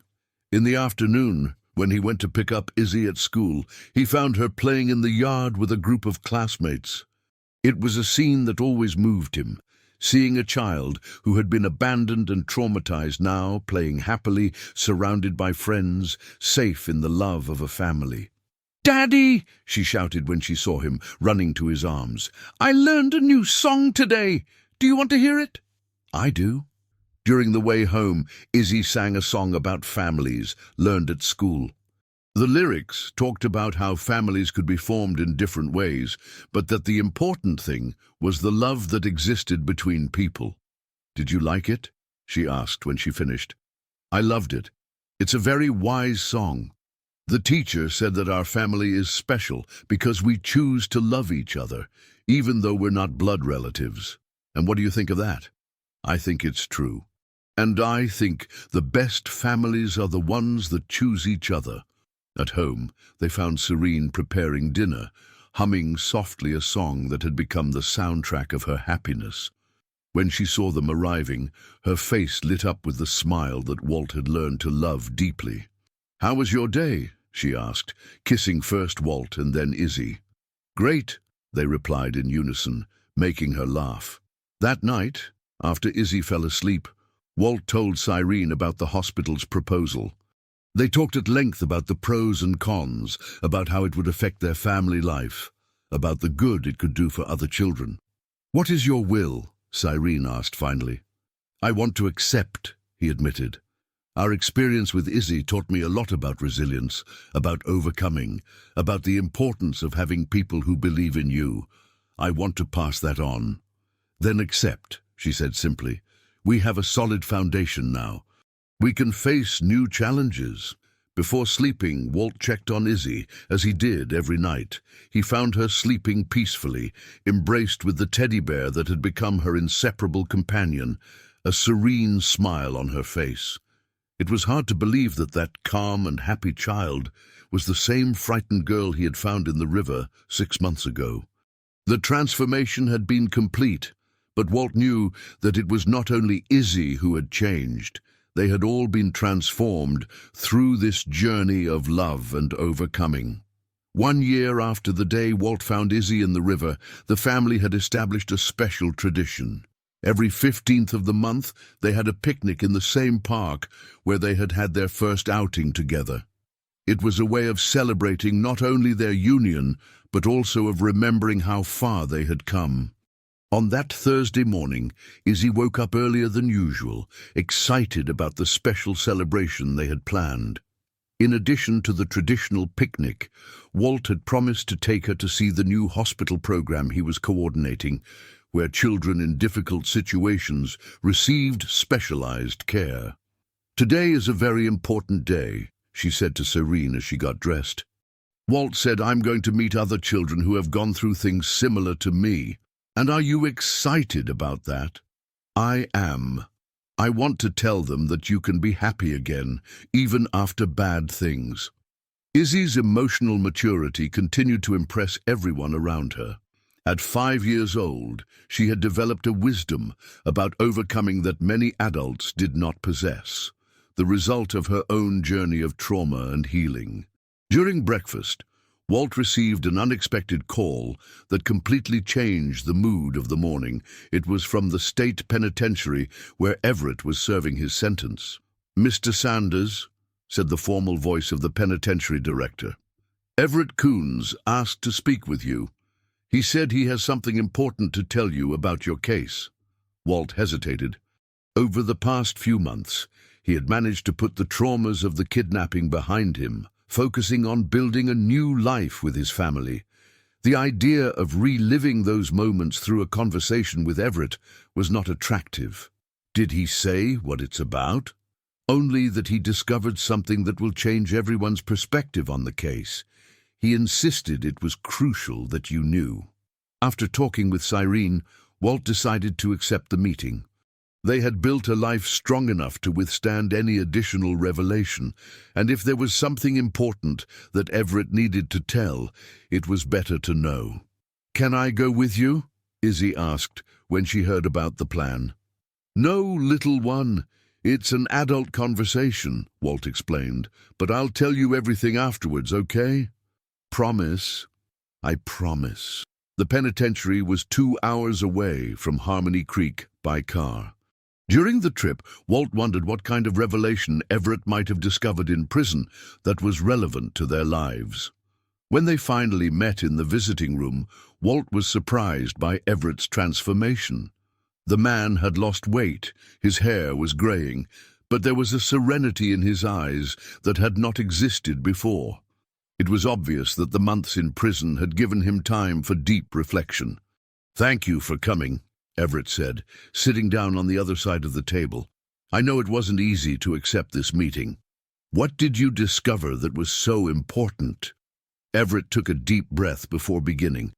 During these months here, I've been thinking about everything that happened, trying to understand how I came to do the terrible things I did. And recently, talking with other prisoners, I discovered something about Izzy's past that explains a lot. What kind of thing? Do you know how she really arrived in Harmony Creek? Walt frowned. Cyrene said she was taking care of her, but had to leave her with acquaintances when you threatened her. That's part of the truth, but not all of it. Everett paused, choosing his words carefully. Izzy is not Cyrene's biological daughter. The revelation hit Walt like lightning. What do you mean? Cyrene found Izzy abandoned at the bus station in Asheville 2 years ago. The girl was alone, hungry, clearly had been abandoned for days. Cyrene, who always wanted to have children but never could, decided to take care of her as if she were her own daughter. Walt struggled to process the information. But they have such a natural connection, because Cyrene loved Izzy from the first moment, in the same way that you became attached to her when you found her in the river. Love doesn't need blood to exist. Why didn't Cyrene ever tell me this? Because she was afraid that you would think she was lying, or that it would change your feelings for the girl, and because, for all practical purposes, she really is Izzy's mother. She took care of her, protected her, loved her. Everett continued, when I found out about this at the time, I used it against Cyrene. I threatened to report that she was raising a child without proper documentation. It was another form of blackmail. And Izzy's real parents. They never appeared. Cyrene waited months, took Izzy to social workers, tried to find the biological family. Nothing. It's as if she had been left in the world to find a family that really loved her. The revelation brought a completely new perspective on the whole story. Izzy was not just a child who had been saved by two different families, but a child who had created her own families through pure love and the mutual need for belonging. Why are you telling me this now?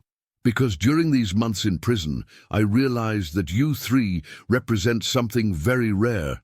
A family formed by the conscious choice to love, not by obligation or accident. And I thought you deserved to know the whole truth. Walt remained silent for a few minutes, absorbing the information. Strangely, the revelation didn't change his feelings for Izzy or Cyrene. If anything, it increased his admiration for both. Cyrene never did it for fear of attracting the attention of the authorities, but now, with her situation stabilized, you're suggesting that we adopt a child we already consider our daughter? I'm suggesting that you make legal what is already real in your hearts. The conversation lasted another hour, with Everett providing details about the legal procedures and expressing once again his deep regret for everything he had done. When they finally said goodbye, Walt knew that would probably be the last time they would meet. There's one more thing, Everett said. Through a lawyer here in prison, I discovered that there are legal means for you to officially adopt Izzy. During the drive back to Harmony Creek, Walt reflected on the implications of the revelation. Izzy had gone through 3 families in her short life. The biological one that abandoned her, Cyrene who chose her, and now the 3 of them who had chosen each other. When he arrived home, he found Cyrene and Izzy in the garden, planting flowers they had bought during the morning. The domestic and peaceful scene contrasted deeply with the heavy revelations he had received. "How was the conversation?" Cyrene asked when she saw him arriving. "Enlightening," Walt replied, looking meaningfully at her. "We need to talk after Izzy goes to bed." That night, after they put the girl to bed, Walt told everything that Everett had revealed. Cyrene cried as she spoke about how she had found Izzy and about her fears that the truth would change something. "Are you afraid that this will change my feelings?" Walt asked. "I was," she admitted. "But now I know it wouldn't. You love Izzy for who she is, not for who brought her into the world. What about the legal adoption? I always wanted to do that, but I was afraid. Now with you by my side, I think we can face any bureaucracy." The next morning, during breakfast, they told Izzy about the possibility of official adoption. Her reaction was typical of her practical and loving personality. "Does that mean I'm going to have documents that say you're my real parents?" "That means exactly that," Cyrene confirmed. "Great. That way no one can ever say, we're not a real family." 6 months later, on the day the adoption was legally finalized, the 3 of them were at the courthouse in Harmony Creek, surrounded by friends who had become extended family. Ms. Jenkins, the Moretti brothers, employees from the hospital and the company, teachers from Izzy's school. When the judge declared the adoption complete and official, Izzy asked a question that perfectly summarized the whole journey they had traveled together. "Now can I stop worrying about being abandoned again?" "Now you never have to worry about that again." Walt promised, hugging his official daughter. Never again, Cyrene confirmed. Outside the courthouse, while they celebrated with a party organized by the community, Izzy walked away for a few minutes to draw in her special notebook. When Walt approached to see what she was doing, he found a drawing different from all the others. Instead of 3 figures, there were dozens of them, all the people who had become part of her extended family along her journey. In the center, 3 figures holding hands, a woman, a man, and a girl. But now, around them, there was an entire community of people who loved and protected them. It's our complete family, Izzy explained. Not just the 3 of us, but everyone who helped us stay together. At that moment, looking at his daughter's drawing and at the people gathered to celebrate his family, Walt understood the deepest truth of his entire experience. Sometimes, the strongest families are those that form through the conscious choice to love, protect, and support one another. Izzy had begun her life as an abandoned child, but through her courage, determination, and ability to inspire love in the right people, she had created not only a family, but an entire community dedicated to ensuring that no child went through what she had gone through. And so, a story that began with abandonment and suffering ended with love, belonging, and the certainty that even in the darkest moments, there is always the possibility of a new beginning, as long as there are people willing to believe in hope and fight for it.